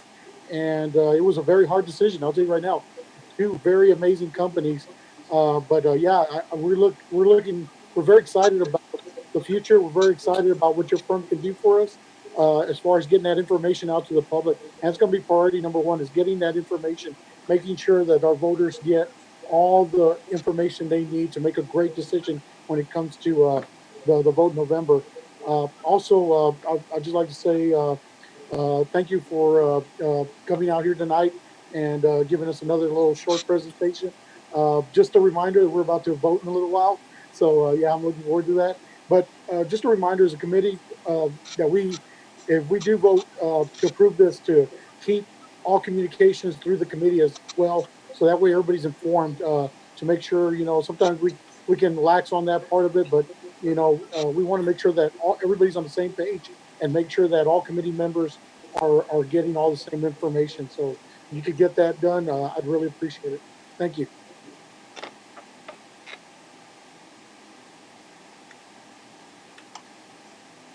Councilmember Villalobos. Yes, just another quick note. No undue pressure, but we do take this project very seriously. And for me, it's a personal project.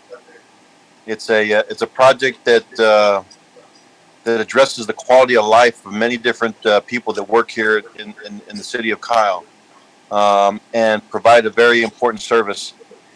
So we are excited to embark on this, and we enjoy that you are willing to take the challenge, and we wait in anticipation to get this information out, to be prepared, to have a successful vote at the end, to ensure that we are providing an environment that's conducive for success, and it's also conducive for retention. It's conducive for community engagement.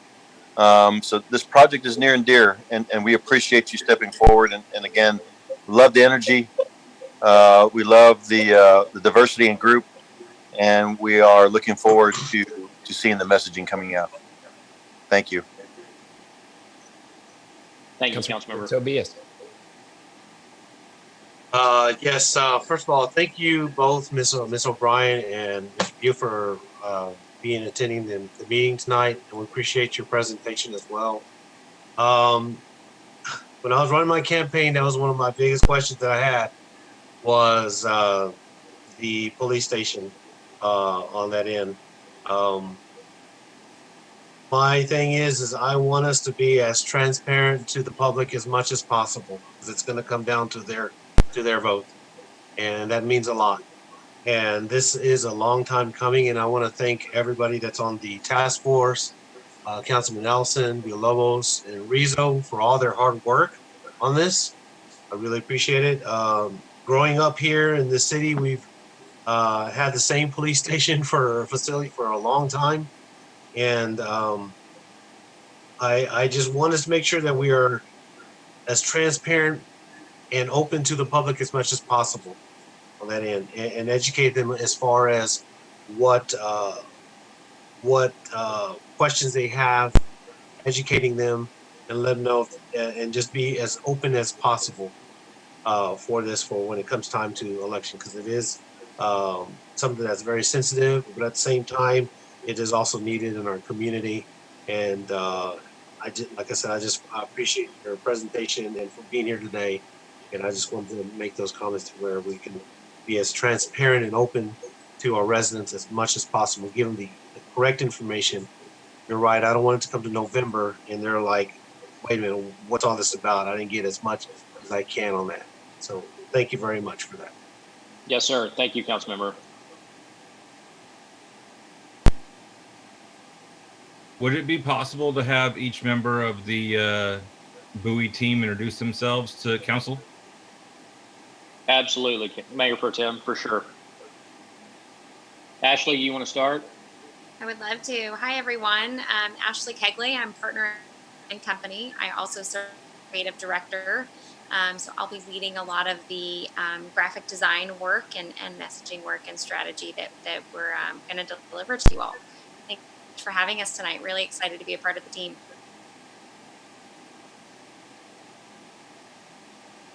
Go ahead and jump in next. My name is Sarah O'Brien. I'm a senior account executive at Bowie & Company. I work on a lot of our public sector clients and have done a lot of work on our bond project. So very excited to be part of another one and look forward to working with y'all. Hi, my name is Elmer Guardado. I'm an account coordinator and new media specialist at Bowie & Company. I've been with the company for about a year now, and I've been working very closely with Sarah on the ASD bond project and just plugging in wherever I can and excited to work it.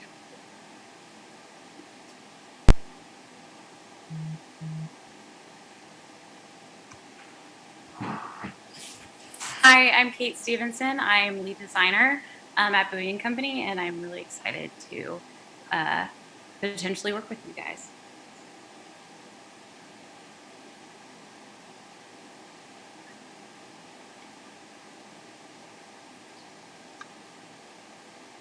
And I think we have a couple of our other team members who might have some frozen microphones. So just wanted to introduce Patty Hickson, who is our vice president, and Addie Burgess, who is our junior designer. But they are texting frantically trying to get back in. So, but you do have a Mayor Pro Tem. You do have a dedicated team of 7 that rounds out a complete skill set that we think it's going to take to bring this home in November. And I apologize for those 2 being locked out. Well, I, for one, am really excited about the choice that the task force has put in front of the council to vote on. I know it's something that they've been working really hard on. And to follow up on Councilman Villalobos' comment, this is a very, very important and serious project for us. So we have to have the right team in place to be transparent, to do what we need to do, to communicate well with our citizens. And I'm looking very much forward to working with you all on this, assuming that everything in the next few minutes goes according to your desires, to our desires. So good luck, and I am looking forward to it. Thank you. Well, thank you very much, and for including us in your consideration very much.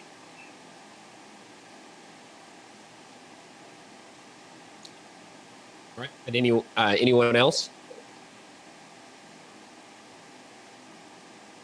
No, I would just say real quick, you want to thank the team for the Bowie team for all coming out tonight. You know, it's lasted a little long with the earlier things, but I think it was a good show of your enthusiasm and eagerness to be involved with this project by y'all all being here tonight. So thank you for your time. Thank you, Councilmember. Well, what are you talking about? Our meeting is just getting started. We're still at the first opening. This is the opening. We're just warming up. Yeah, we are. I'll entertain a motion. I'd like to make a motion that we approve Bowie and Company, or the item as written. Second. All right, it's been moved by Councilmember Ellison, seconded by Councilmember Villalobos, that we approve the contract with Bowie and Company in a base amount not to exceed $75,000. Is there any further discussion? Yes, real quick, Mr. Hendricks, does that include everything we needed to do as far as the contingency and everything? It includes their proposal as well as the hard costs that they had suggested to be in there. We had talked as a committee about adding another $10,000 contingency that would need to be approved by the committee and or the council should additional projects or outreach be requested.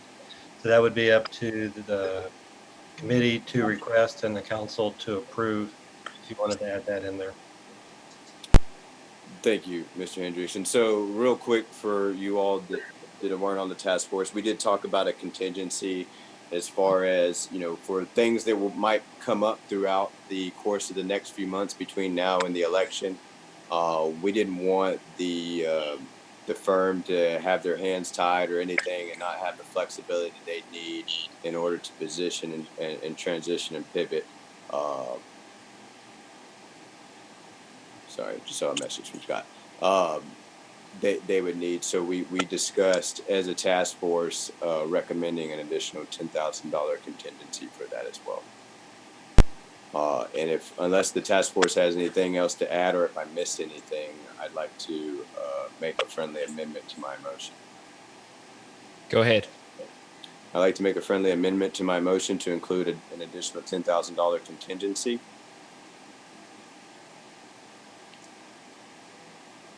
I don't know who's second. If they're amenable to that amendment. Yes. Actually, that's seconded. Okay, so the motion has been amended to include $10,000 contingency allotment in our current fiscal budget that must be, and those funds must be approved if they should be expended by the city council. Is that your motion, Councilmember Ellison? I'm sorry, we had a thought from Mr. Sellers, and I was reading that. Could you state your comment again? Just want that part of your motion that I want to make sure was clear was that the $10,000 was contingent also upon council approval. It's allocated in the budget, but still will have to be presented to council for expenditure. Yes. Correct. Okay. Any further discussion? All those in favor say aye. Aye. Aye. Aye. Aye. All opposed. Motion carries 7-0. Here we go.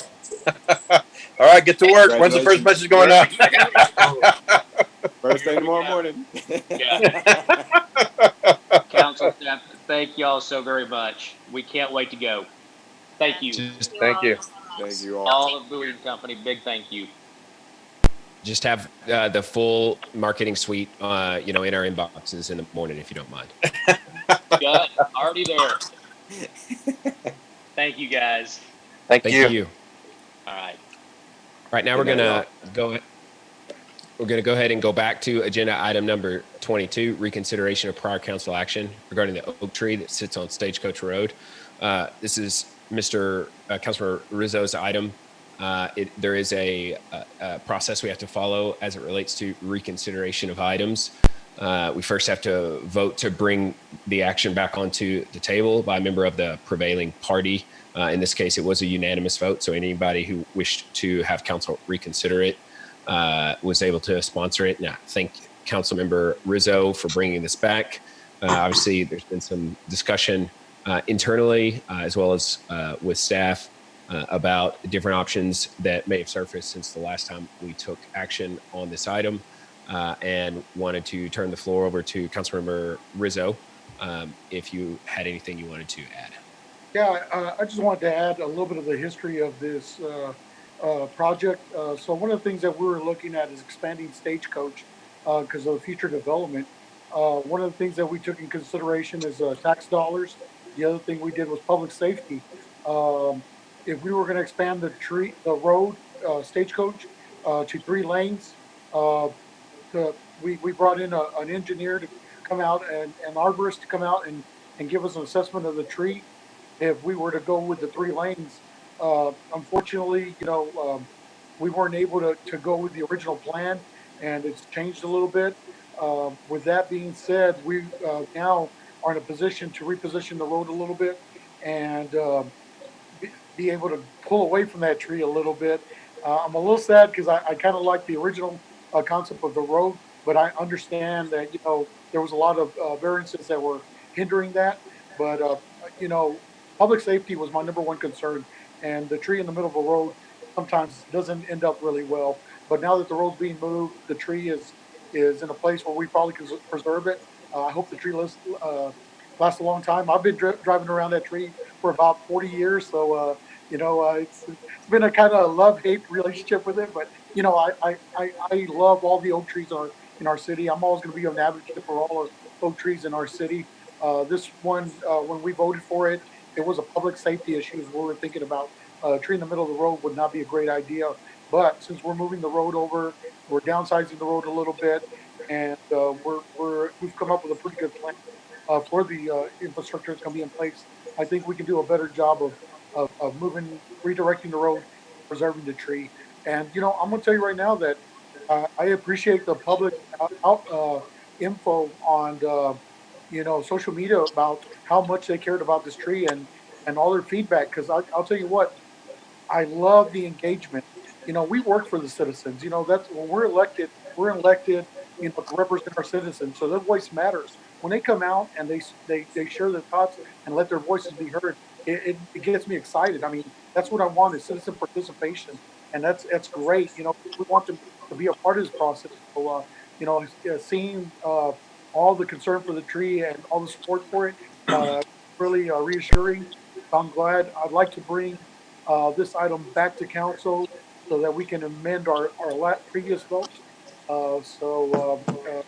Any other discussion, I'd be open to right now.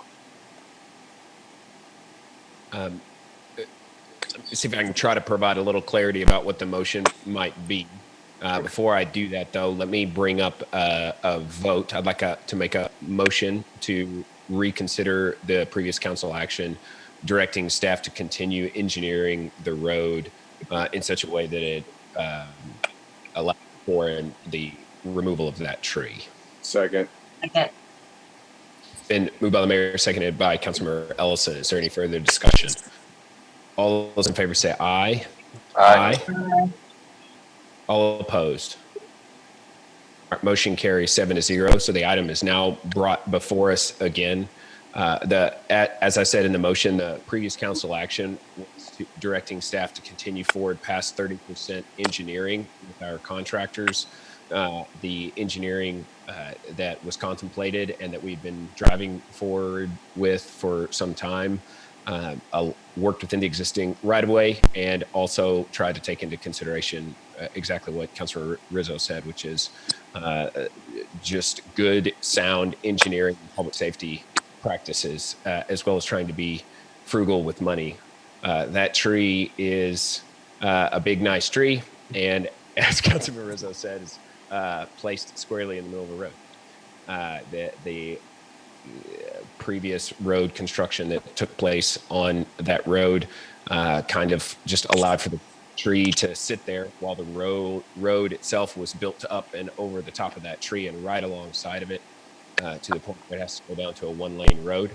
So it's obviously a challenge for the council when we're trying to figure out how do we get a really good road that we have money designated for. We know there's a need, and roads aren't just surfaces; they are cutting down and installing utilities and moving utilities, and tree roots get cut. But with that said, staff has been meeting with council and with engineers to try to determine a way to get around that tree and still allow for a 2-lane road at that intersection, such that vehicles can still will be able to, which they obviously have not been able to do for a very long time, which just further leads to public safety risks. So there is some consideration, I think, that's being made internally about whether or not we're going to continue forward past 30% engineering with the company that we have been working with on Stagecoach Road. I think staff is working to bring back a proposal as we're looking into this coming budget year that really allows for our Public Works Department to flex its streets division muscles and increase the longevity and rehabilitate Stagecoach Road using the existing right-of-way for the most part and the existing base material while possibly getting a few machines that we don't currently have that are some of the last pieces necessary for us to make more substantial improvements to that road in-house.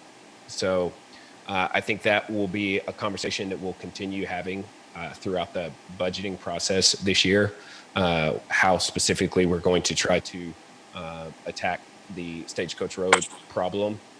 Certainly there have been some good suggestions that have been born out of where we were to now, just regarding best practices and how to use those dollars most efficiently.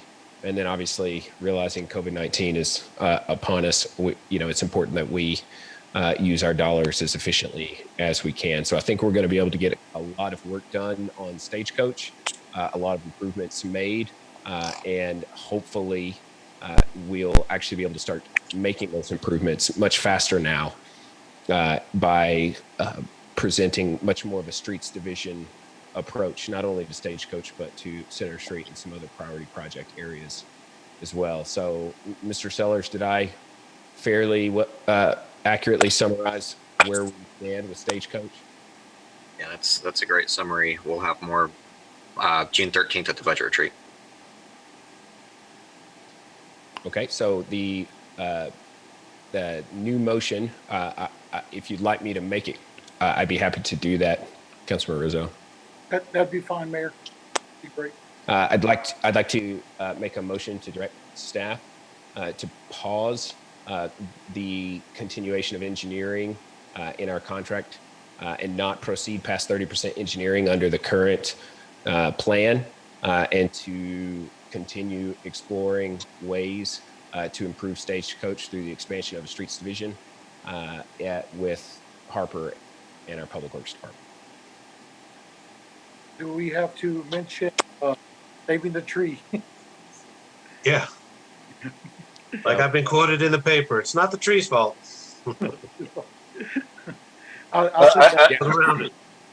It's interesting because I think the mayor said that the tree was placed in the middle of a roadway, and I think it's the other way around.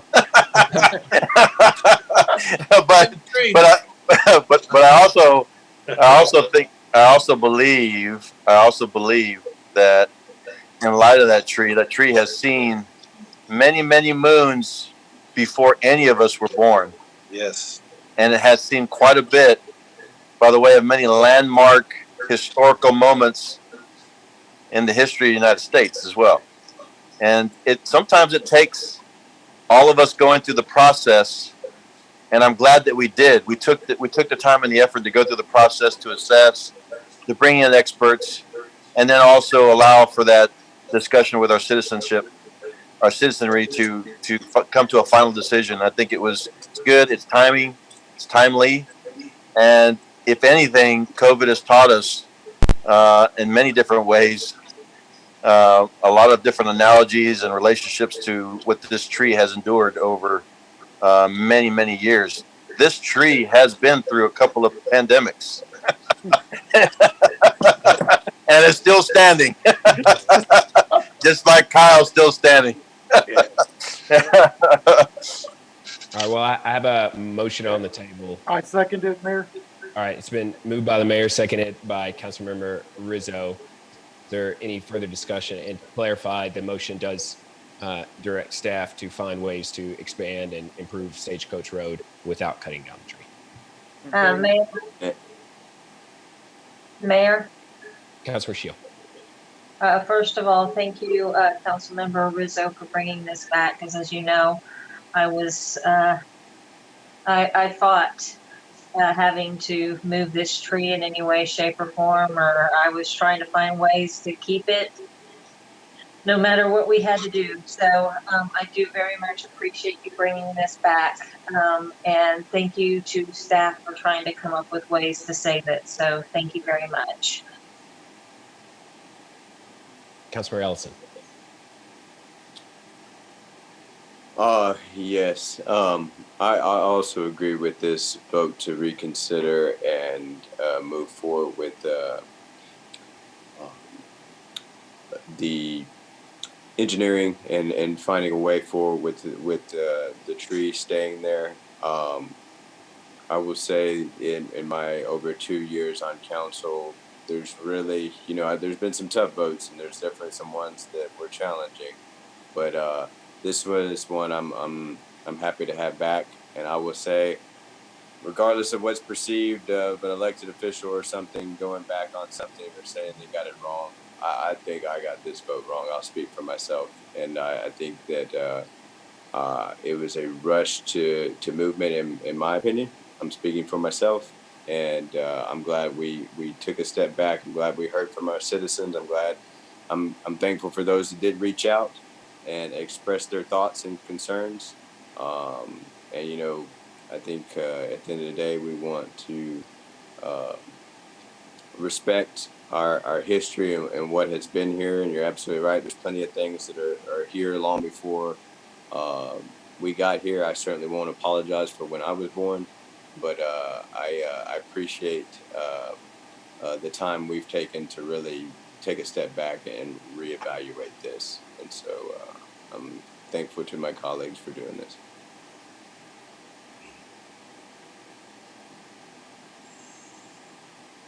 All right, any further comments? All those in favor say aye. Aye. Mayor Pro Aye. Tem, go ahead. Oh. Hang on. Mayor Pro Tem, go ahead. Sorry. Oh, I was just gonna thank Rizzo and Shield for their hard work, and you, Mayor, and this wasn't easy. We heard from a lot of people. I took several phone calls, so I'm just proud to work with this council and work through these problems. I know that not everything's just black and white, cut and dry. There's a lot of reasons for a lot of different things, and why we come to the conclusions that we do, and we're trying to make the best decision possible. And as long as we're willing to work together and keep working it through and listen to staff and people in the city, and I think we come to the right conclusion. And this is a testament to it right here. So good job, Councilmember Rizzo, and good job, rest of the team. And we're looking forward to Harper and Public Works really getting geared up to build up that street division crew. I'm excited about that. So good things come from, even what some people might consider mistakes. So I'm looking forward to it. My vote is aye.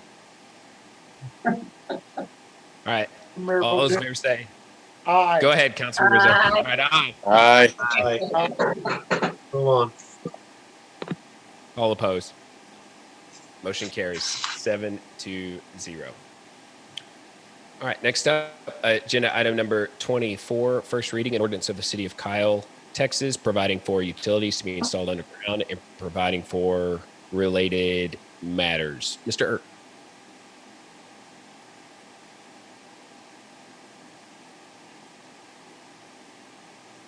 Good evening. I think I'm streaming now. Appreciate council and the opportunity to present to you tonight. we're going to be talking about essentially an ordinance that I think is near and dear to the hearts of many of the folks on council and in our community. And it has to do with beautification for our community. We already have rules in place that require that new utilities that are installed be installed underground during the construction process.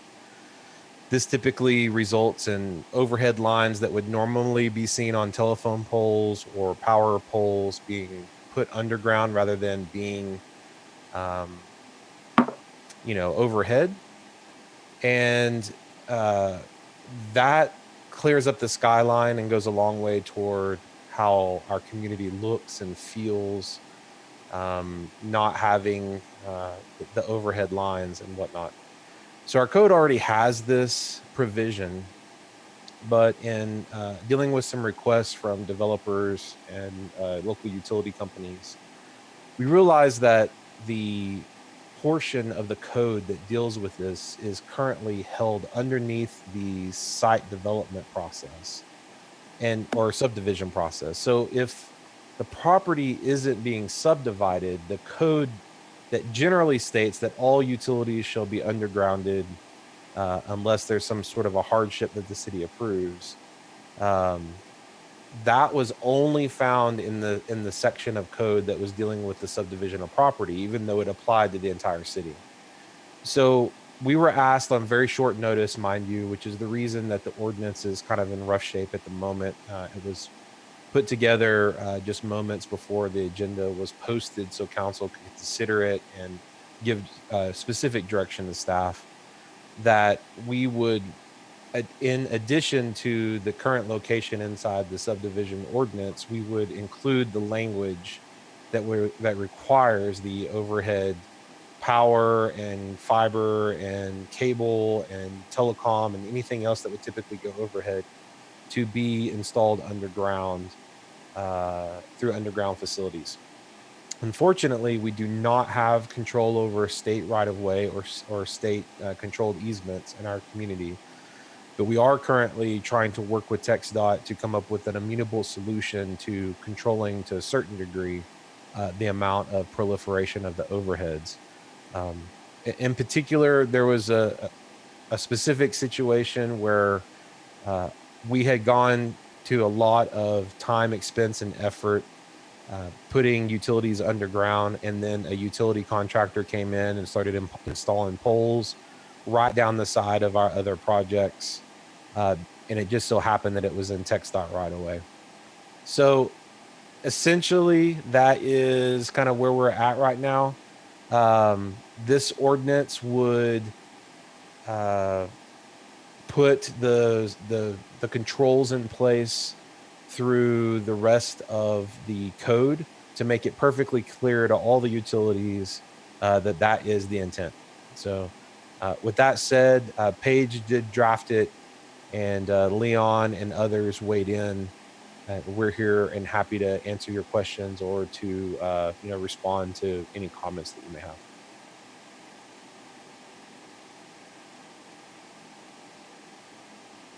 James, so I just want to be clear. So this is only right now if something is newly subdivided. So if they want to just put in something where a subdivision already exists, is that going to fall underneath the under this ordinance or not? Yes, essentially, this ordinance makes it perfectly clear that regardless of the fact whether you are subdividing land or not, that all utility construction that occurs in the city of Kyle needs to be underground unless there are other arrangements made with the city. And is there a provision in this to return the land to its original state afterwards? I'll let Paige speak to that since Paige drafted it, but that is the type of feedback that we're looking for. I'm sure that we might have missed some things in the haste that we put this together for y'all. But it is very timely and important.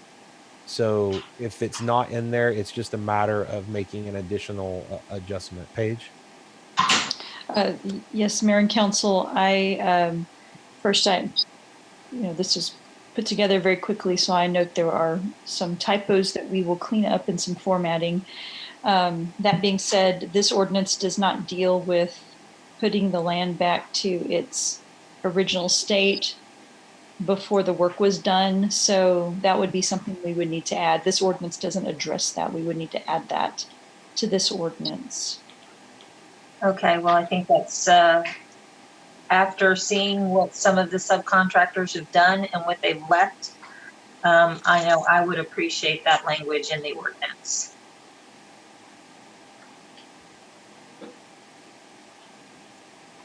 I'll make a note of that so that we can add it for second reading.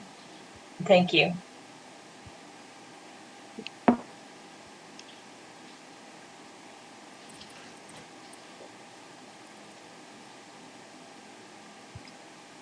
Any other comments or thoughts? No, just I would say big. Bringing this forward is Councilmember Rizzo. As Tracy alluded to earlier, is third-party contractors coming out. I came home one day and had a pole in the middle of my front yard, and the dirt left all around it. I'd love to have seen some underground lines here, so that way it didn't interfere with our football games we have in the front yard there. I don't have to pass around the pole. But anyway, just a little kidding there. But yeah, I just, I understand why we have to bring ordinances forward. And one reason is that we do have third-party contractors sometimes that come in and it just kind of do what they want. I feel like, without, taking in consideration, the citizens of Kyle.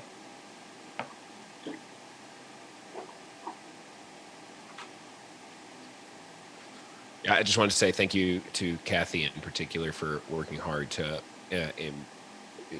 get those contractors back out there to improve and clean up some of the mess they made. Hopefully we can start getting contractors to love our city as much as we do and try to complete their job to a high standard of excellence. So I think a lot of the standards for excellence that we've discussed over the last 6 months has really kind of been born from some of these types of issues. So hopefully the ordinance that we have put in place now will just continue to help increase our standards for beautification and make it very clear to the contractors who are out there working in our right-of-ways what we expect of them. So thank you for bringing this forward and moving the way that you have, Kathy, to try to get things cleaned up. I definitely noticed the posts along Center Street were improved after we made a big fuss. So, thank you, Mayor.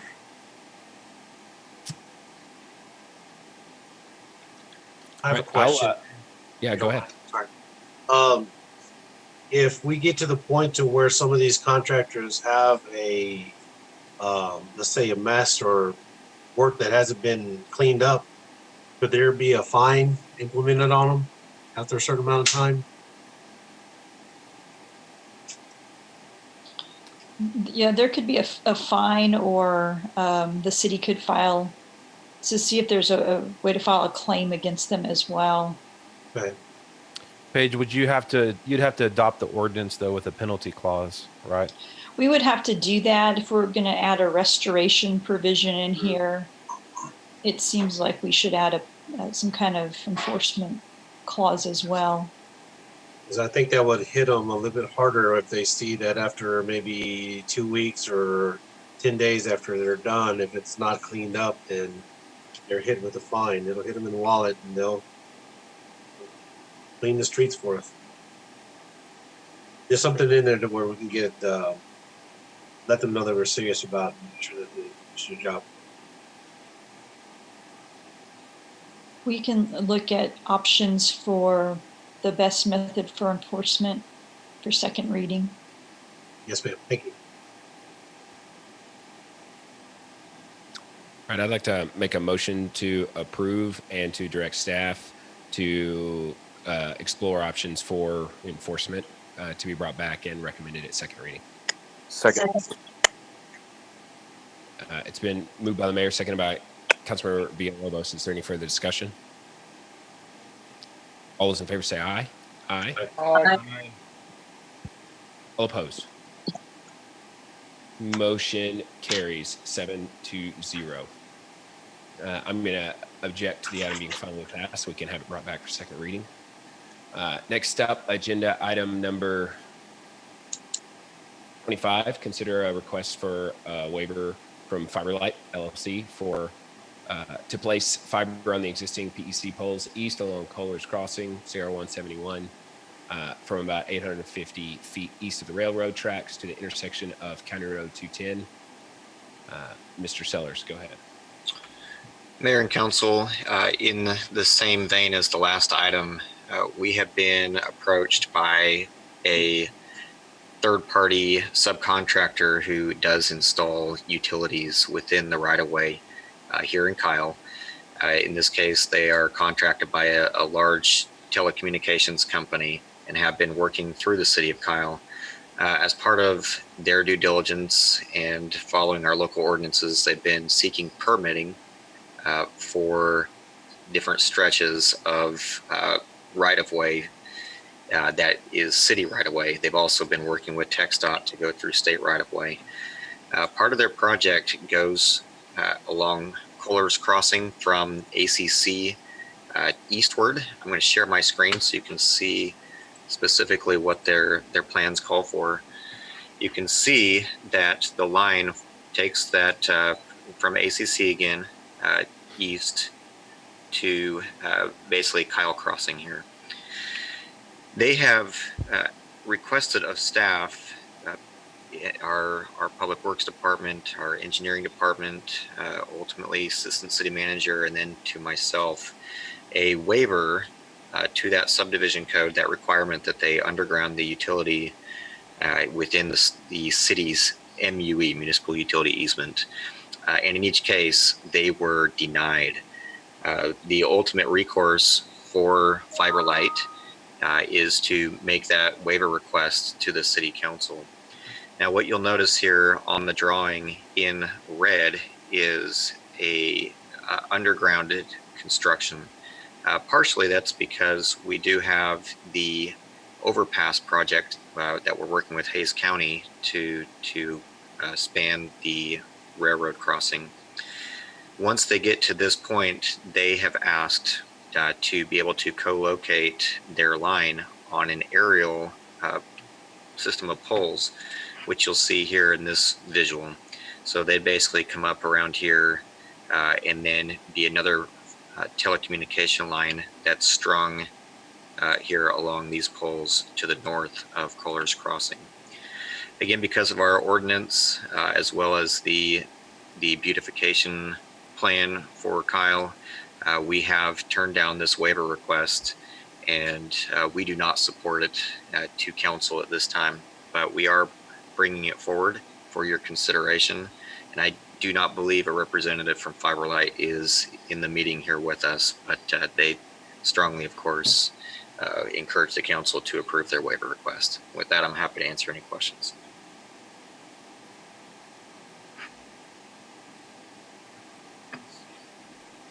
This is Councilmember Rizo.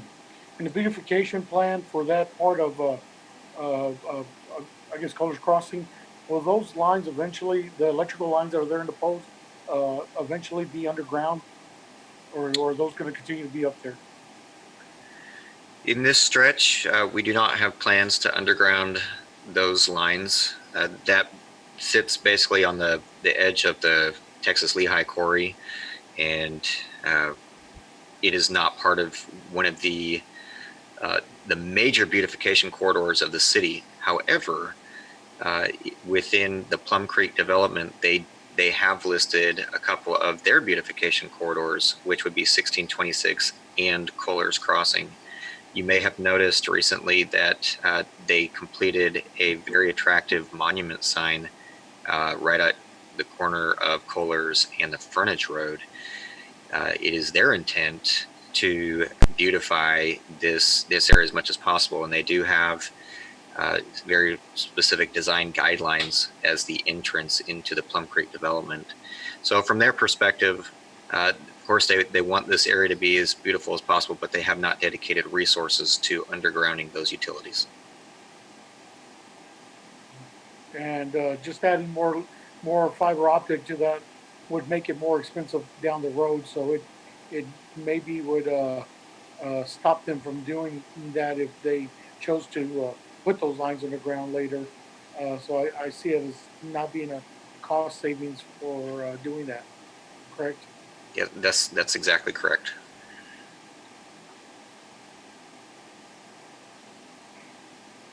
Besides what they perceive as a cost-saving measure, is there any other reason for them wanting to do the poles instead of underground? I personally don't believe so. Any staff that has worked with them, did they indicate that to you? Harper, James?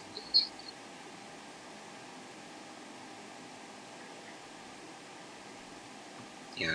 Mr. Sellers, they didn't say anything to me on that, but I would assume that it's just for the monetary cost to bore the entire distance. Okay. Mayor? Go ahead, Tracy. Okay. I'd like to make a motion to deny the waiver from FiberLight LLC to place fiber on the existing PEC poles east along Kohler's Crossing.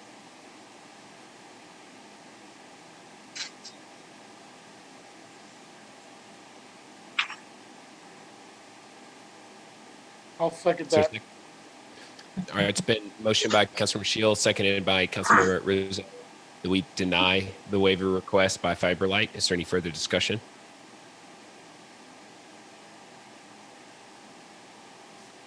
All those in favor say aye. Aye. Aye.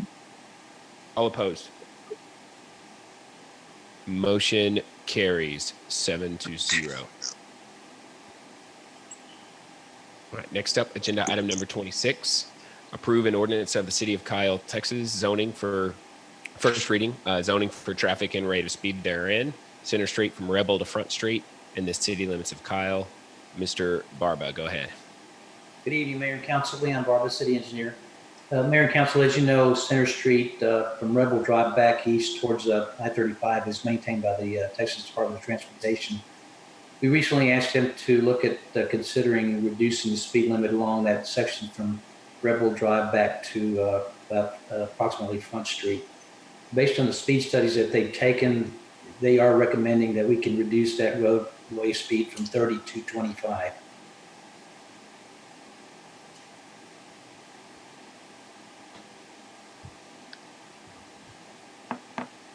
I don't think you're going to get any complaints from this board, so I make a motion to approve. Second. It's been moved by the mayor, seconded by everybody. We'll say That's right. Yeah. Or I can third it if you want. We have a second, third, and fourth. We're going to go with seconded by Councilmember Rizo. Any further discussion? All those in favor say aye. Aye. Aye. All opposed. Motion carries. Thank you, Leon. Thank you, staff. You're welcome. Yes. Thank you, Leon. Yes, most definitely. Thank you, Leon. Thank you for your hard work on this. And also, I just wanted to real quickly say thank you to you, Harper and Chief, and Council for the stop signs over on Allen and Scott Street. Got really good feedback from that project, and the stop signs are doing their job, and people are able to turn off of Allen safely. So thank you, Leon, for all you do for our city. I like to mirror that, what Councilman Rizo just mentioned right there about Allen Street. I drove by there the other day and those stop signs are working. I was able to see a family walk across the street safely without having to worry about somebody coming and flying down on the corner. So it is paying off already. by the library. Thank you very much. Really appreciate it. Yes, sir. All right, if there are no objections, I'm going to switch up the next two items and Mayor, move. can we have that item be finally passed? Are there any objections to item 26 being finally passed? Seeing none, None. it is finally passed. Thank you. I am also going to switch up the next two items and go first with number 28, discussion and possible action to create a city council staff task force focused on continuing initiatives outlined in Texas Downtown Association report. Councilor Ellison. Okay.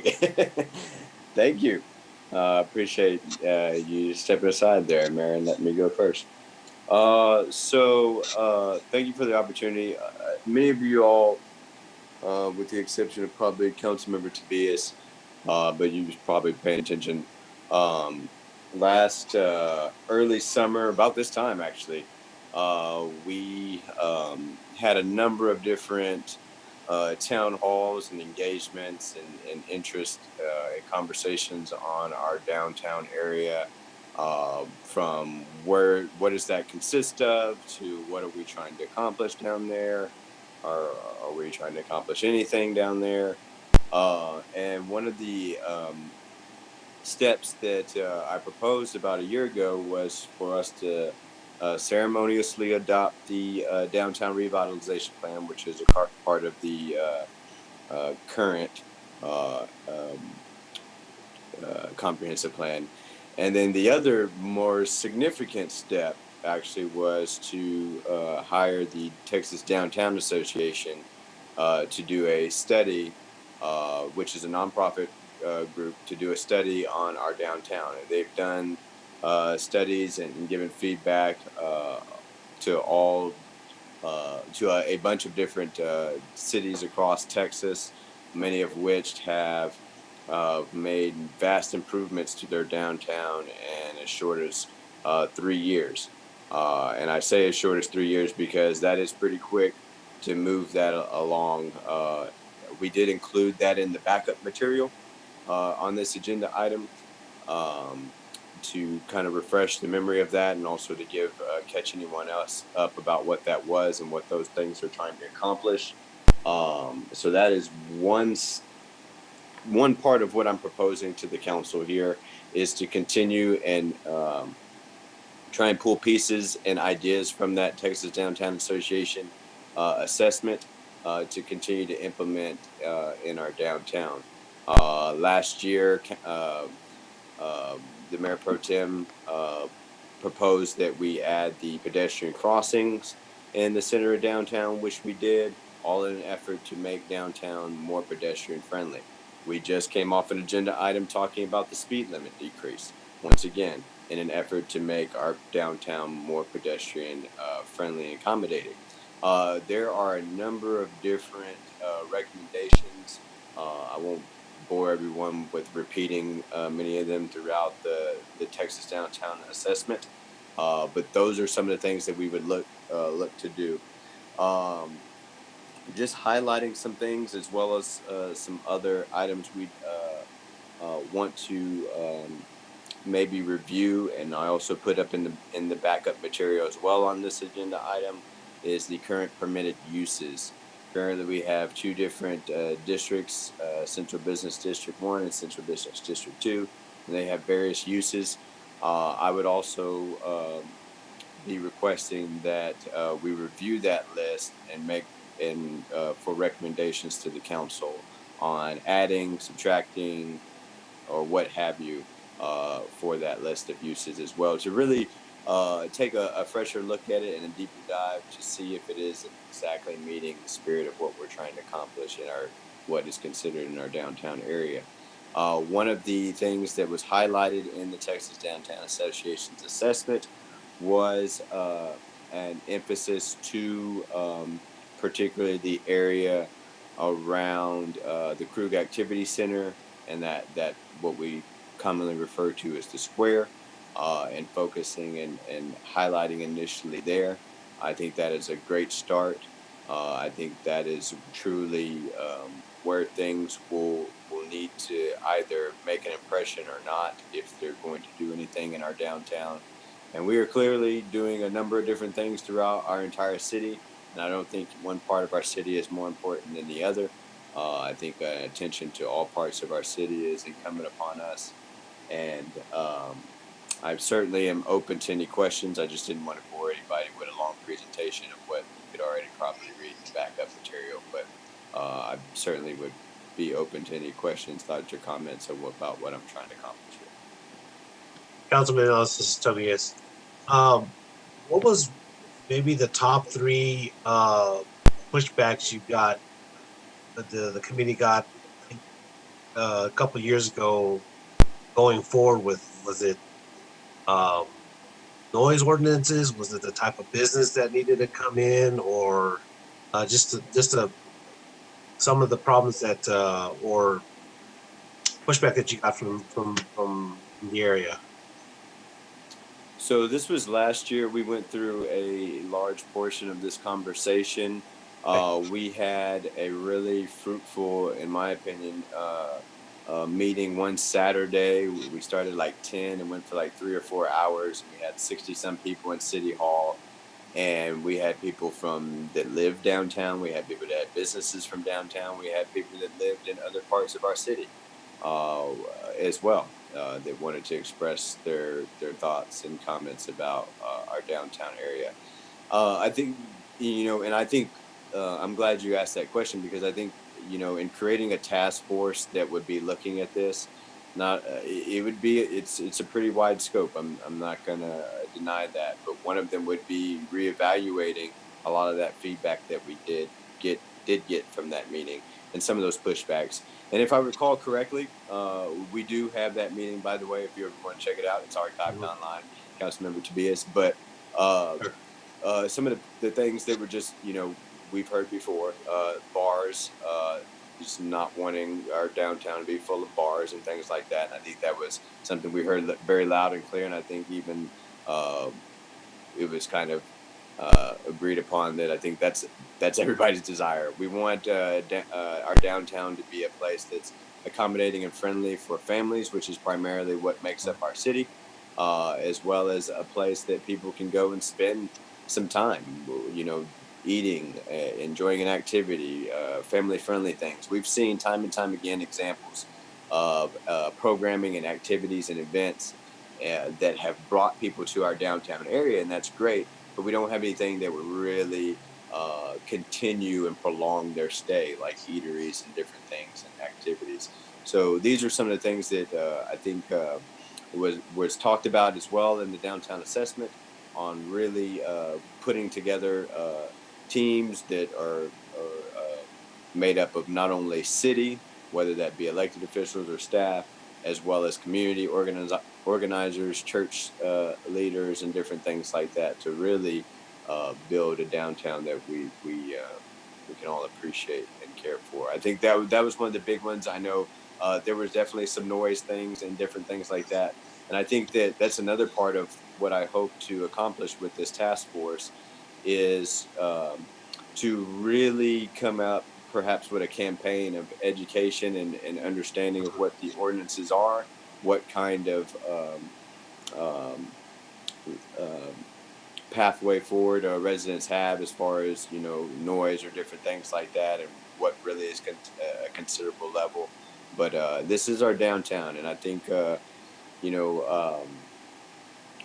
for cities that lack a downtown and that feel and that culture, I think you can really lose a lot of identity for a city, particularly when you're just outside of a larger major metropolitan like Austin. But another thing that I wanted to highlight, and we've talked about it many times before as well, in the spirit of what we wanted to do, and Catherine highlighted this at the beginning of her presentation. But I'm gonna pull up the exact quote here. Some of y'all know. But one thing is certain: if you do it for the local, the visitor will come. If you do it for the visitor, you will lose the local, and eventually the visitor, because it is local who gives a place character.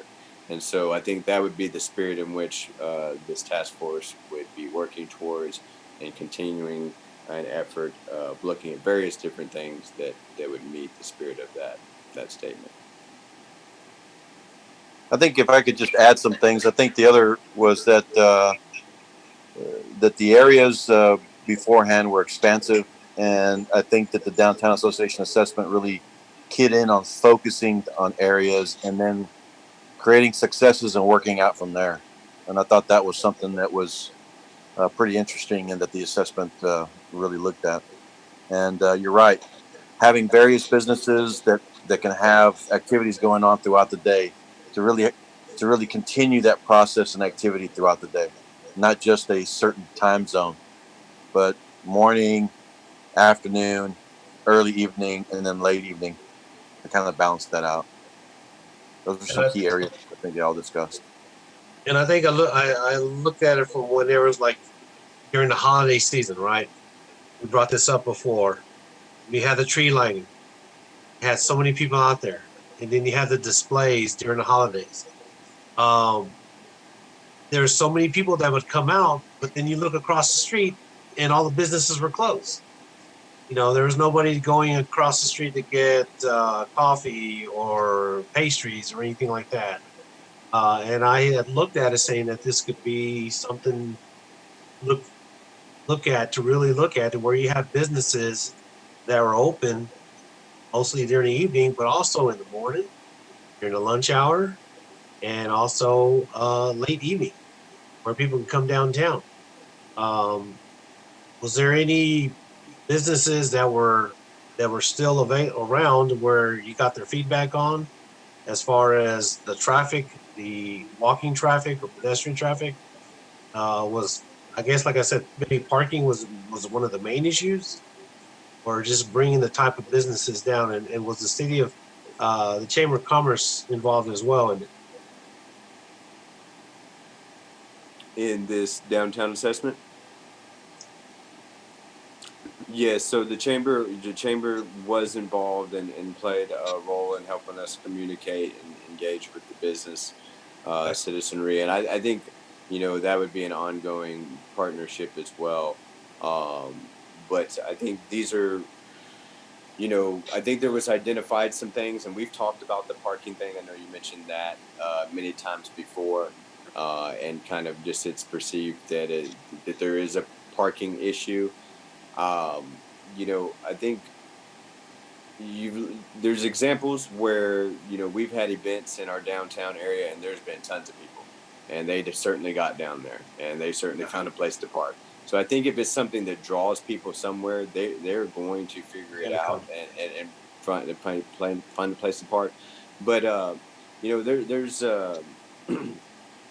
there's a number of different things that I think we could take a look at as far as the task force for this particular area. I had a brief list of some things as well. Not saying that these would be, I think these would things would be looked at and studied and evaluated and put some time and some due diligence in order to make a recommendation to council. These wouldn't be things that I would say, this is, what we're going to do or propose something. But definitely looking at the permitted uses that are outlined in the backup material.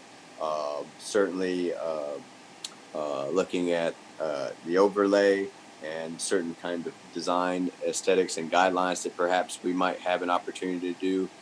Don't know where that could be a legal question with working with Paige on things like that from the House bill, but because it's an overlay, maybe we do have some opportunities. Those were things we would be looking at. Do we want things like food trucks in our downtown in different areas? Kind of looking at that and fleshing those things out. Transportation and traffic patterns in our downtown, are they where we want them to be? Events and different things like that, wayfinding signage, just to name a few of the things that I would propose that we would look at and evaluate. So, Councilmember Ellison, you touched on something that I was going to bring up, and that's, aesthetics. It's something I'd like to really investigate how far we can go with that. You probably know why I'm going there. But anyway, with that being said, the downtown has a lot of possibilities. One of the things I always emphasize was, I got to see a lot of the growth in Austin, the SoCo area, different areas. They also had a starting point, and I think if we could address that starting point, which is our squares, I think it'll really blossom from there. That's something that I'd love to see. Growing up in Kyle, Michael can tell you same. He grew up here as well. We've you know all we ever had in downtown was Bonton, Teneros Village, and not really much more than that. So it'd be great to have something to bring to the community, families. Walking. That's what my vision was growing Don't up. Is forget families Chicken walking Willie's. around our downtown. You know what I mean? So that's something I always envisioned. In that historic square, even completely through downtown. When I was riding my bike or walking down the sidewalks. I always thought, boy, this downtown would be great if we had a little bit more to offer its citizens. And, that's something I was taking near and dear to my heart. But yeah, I definitely would love to be considered for this task force. I think I think Councilmember Tobias would probably like to be a part of this. And one reason is that, we grew up in this downtown and we'd love to see it thriving for sure. Bring back Chicken Willie's. Well, and They don't know about that, Robert. They don't. Councilmember Ellison, this has been something that's been very dear to my heart for the past 3 years, and I'd like to continue to work in regards to getting the downtown, the potential that it can have. So I would like to be considered as well. Absolutely. And I think that's probably, the entire council probably feels that way as well. But yes, ma'am, you have been an advocate for downtown. I know that south of Center Street is your district as well. So let me try and do a better job of kind of putting together the scope of what I'm asking for with this task force. So I'm asking essentially that the council appoint a task force. And this, it's to me, when I approached staff about this and bringing this back as an agenda item, I was very frank with them and honest that, essentially, when I was reelected last November, I knew that this was something that I wanted to make a priority, and I didn't want just the Texas Downtown Association's assessment to sit on the shelf, for a colloquial term, and collect dust. I went to Lockhart when they had a regional thing there. Councilmember Shield was there as well, and seeing what Lockhart did, and also heard of many other different examples in which 3 to 5 years downtowns were completely transformed. And so once again, just complete honestly, that's a big reason why I want to continue this forward. I want to use my term to continue to try and get some of these initiatives forward, because I do think a strong downtown is important. So I appreciate the three of you all that all want to be on it. Obviously, we got to cut it down to just three of us, but certainly I appreciate the enthusiasm and support for this initiative as well. So, I guess my question is to Councilmember Tobias. Michael, I know you got a different schedule and all this. Would your schedule allow you to be on this task force? To be honest, it would be a little difficult because of my hours, and there's a lot of stuff going on, of course, being law enforcement. So I hate to commit to something on that. I mean, I am interested, but I'm just being honest about the schedule, because I know there'd be a lot of meetings and travel and all that.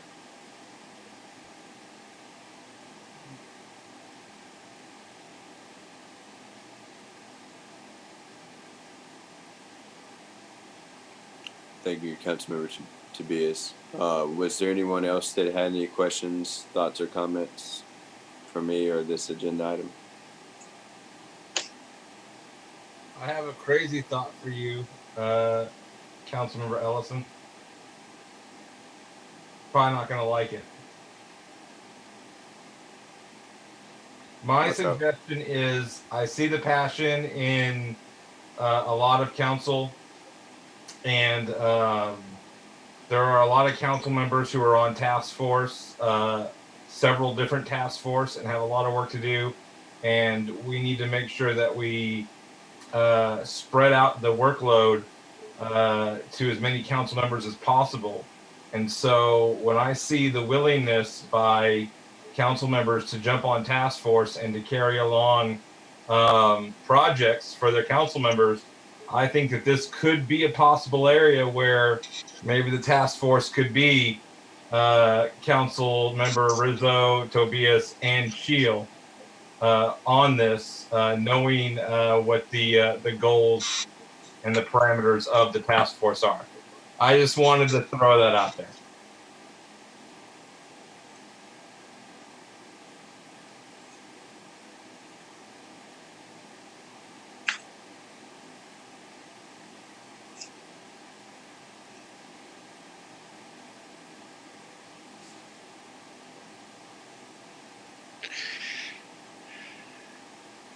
I think it's a way to balance out all the work.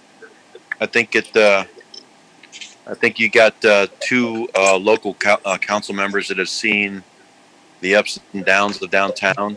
I think I can take a lot of the great work that's been done already and move forward with that. I think it's a good idea. I'll be on board, Robert. Make it work.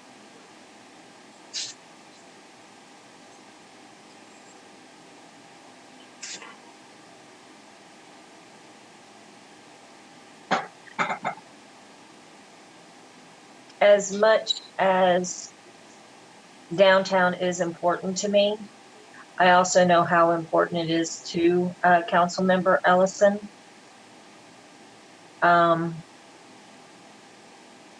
And he has been the driving force behind a lot of this with the assessment in the first place.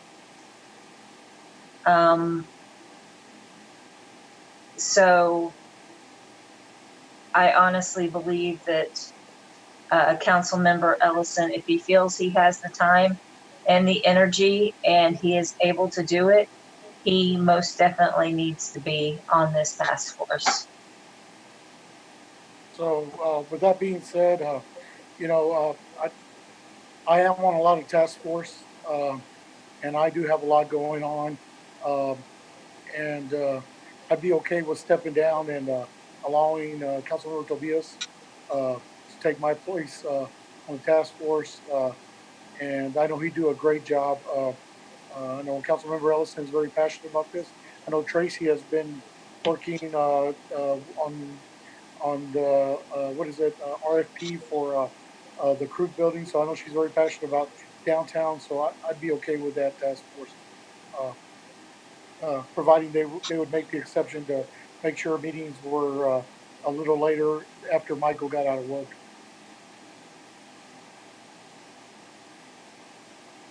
I can get with you, Councilman Nelson, on my schedule, and we can work things out. There are some days during the week I am off, so if there's times we can meet on those days. Yeah. I understand this is very important, you and our citizens, and wanting to go ahead and make the effort, try to get this going.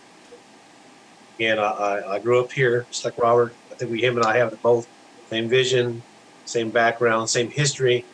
We see eye to eye on a lot of things that we saw growing up, and I'm going to make this work. Thank you. Thank you all. So Councilmember Ellison, just to make sure about something else or to clarify, I know we're talking about 3 council members. Are there any other people you are considering for the task force, like a couple of business owners, a couple of maybe homeowners, in the downtown area, and maybe even the chamber?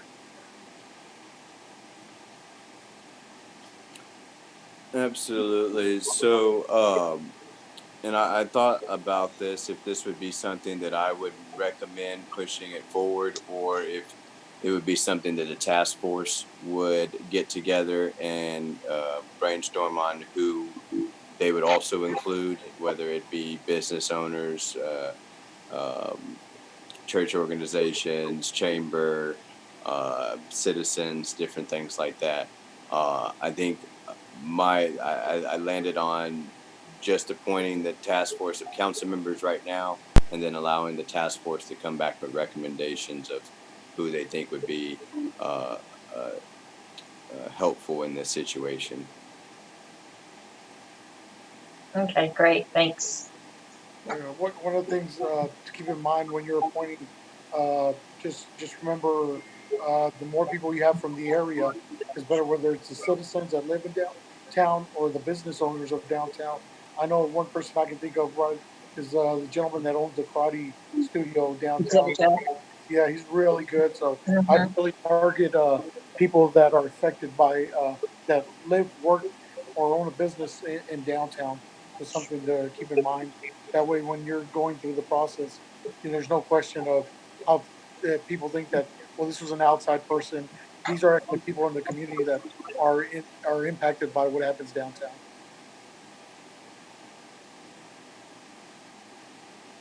Absolutely. A great recommendation. I think that is something that is going to be important to this process, is making sure we have as much um, communication with our downtown area. You know, one of the things that they actually laid out in the Texas Downtown Association assessment was that most cities struggle to try and get residential near their downtown. That's actually a good thing to have residential near your downtown. And they said that, you know, we actually already have that that big aspect of it. The key thing would just be engaging them and having them feel included, and that their voices are heard um, throughout any process. So absolutely, point well taken. And I'll just say real quick, I know Tobias initially tried to bow out, and then he was kind of pushed back in there. Certainly don't want to feel like paint you in a corner, Councilmember Tobias, or that you uh, must be on the task force. I think it is something. I think it. Be honest with you, my envision it would be a significant time commitment, and you know it's. Um, Going to be quite the engagement, both not only with staff but with businesses and different things like that. But if you're willing and if you're up to task for it, I think that you would be a welcome addition, and would whomever's on it would do anything they could to keep you included and have you a part of the team. Thank you, sir. Yeah, it'll work out. It'll all work out. I just wanted to make sure that everybody was in their realm and so forth on that end, which is being fair about it. But sure, I'm all on board. All on board. Thank you, Robert. You're welcome. I'm gonna kind of tell you, I was kind of trying to work you into there because, Yeah. like I tell you, I'm on a lot of committees right now, and Oh yeah, I understand. sorry, task force. Sorry about that. I'm on a few task force, and I've got some more projects that I'm working on as well. And I just think that you would do a great job with this. And one reason why is that we did both grow up here, and we are products of Kyle's. I'm going to tell you right now, we are a product of our environment, which is Kyle, Texas. And I have all the confidence in the world that you'll do a great job in this task force, and you'll represent the city of Kyle well, and citizens in the area, the businesses, and you have a vision of what you want the downtown to be.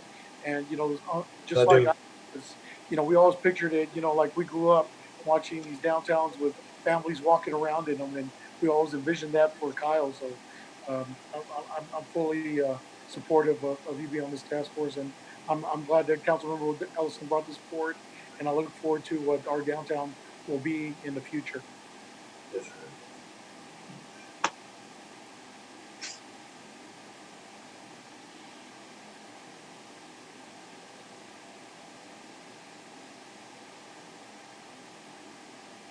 Okay, I guess maybe we need to make a motion. So I will make that motion.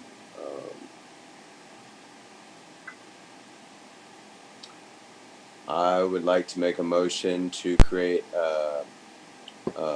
council, and we are going to have staff. So I'll go ahead and call it a council and staff task force.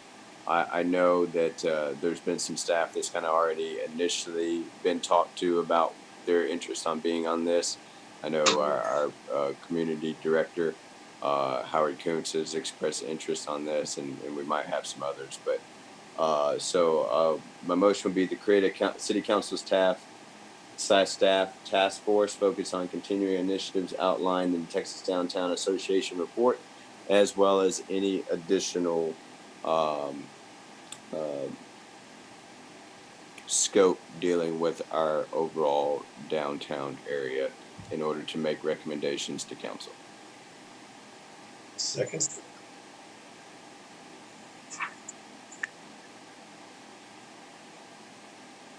I didn't catch the second. Was that Mike? Yes, sir.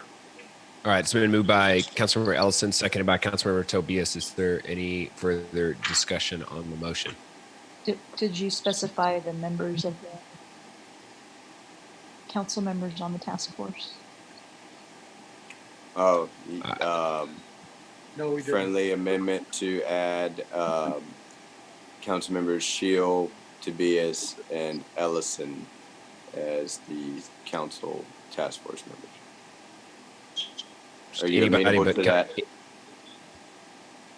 Are you amenable to that, Councilmember Tobias? Yes, sir. I was just gonna say anybody but Councilmember Rizo, and we're fine. Sorry, I'm kind of taking the conversation today. Yep.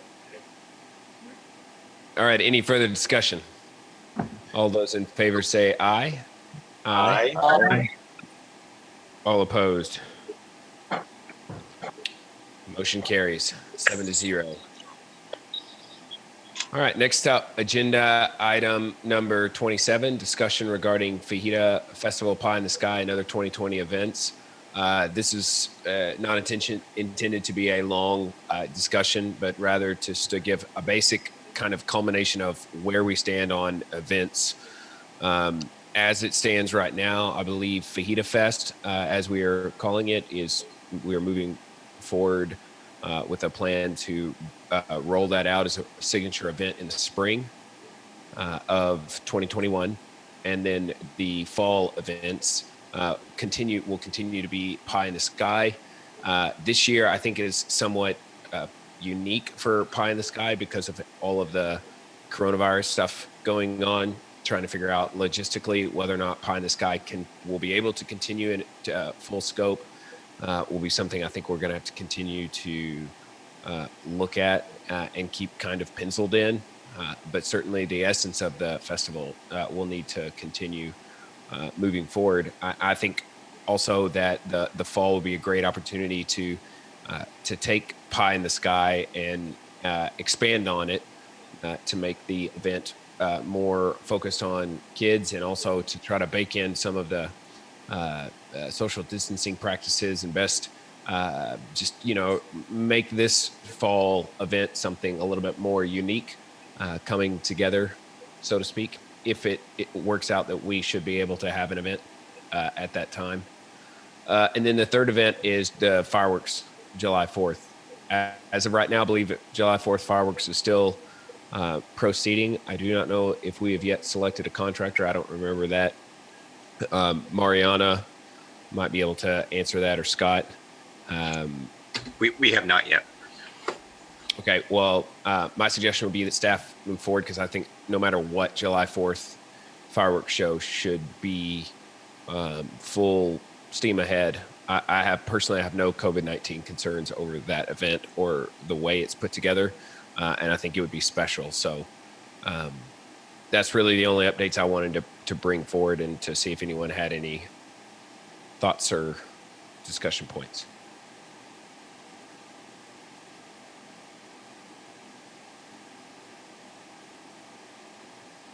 Mayor, I just wanted to say, I know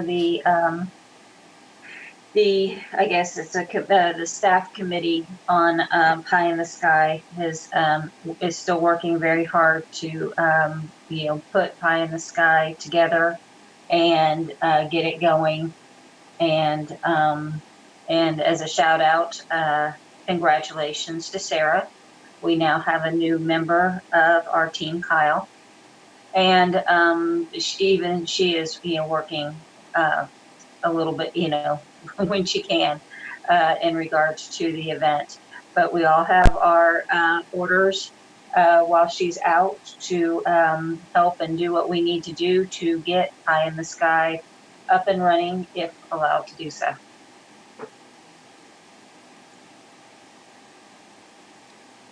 Sounds good. Any other comments? All right. With that, we'll move forward into executive session. I don't believe we had anything left over. Scott, do we have anything to bring back for executive session? No, sir. We are good to go. Okay. Motion to adjourn.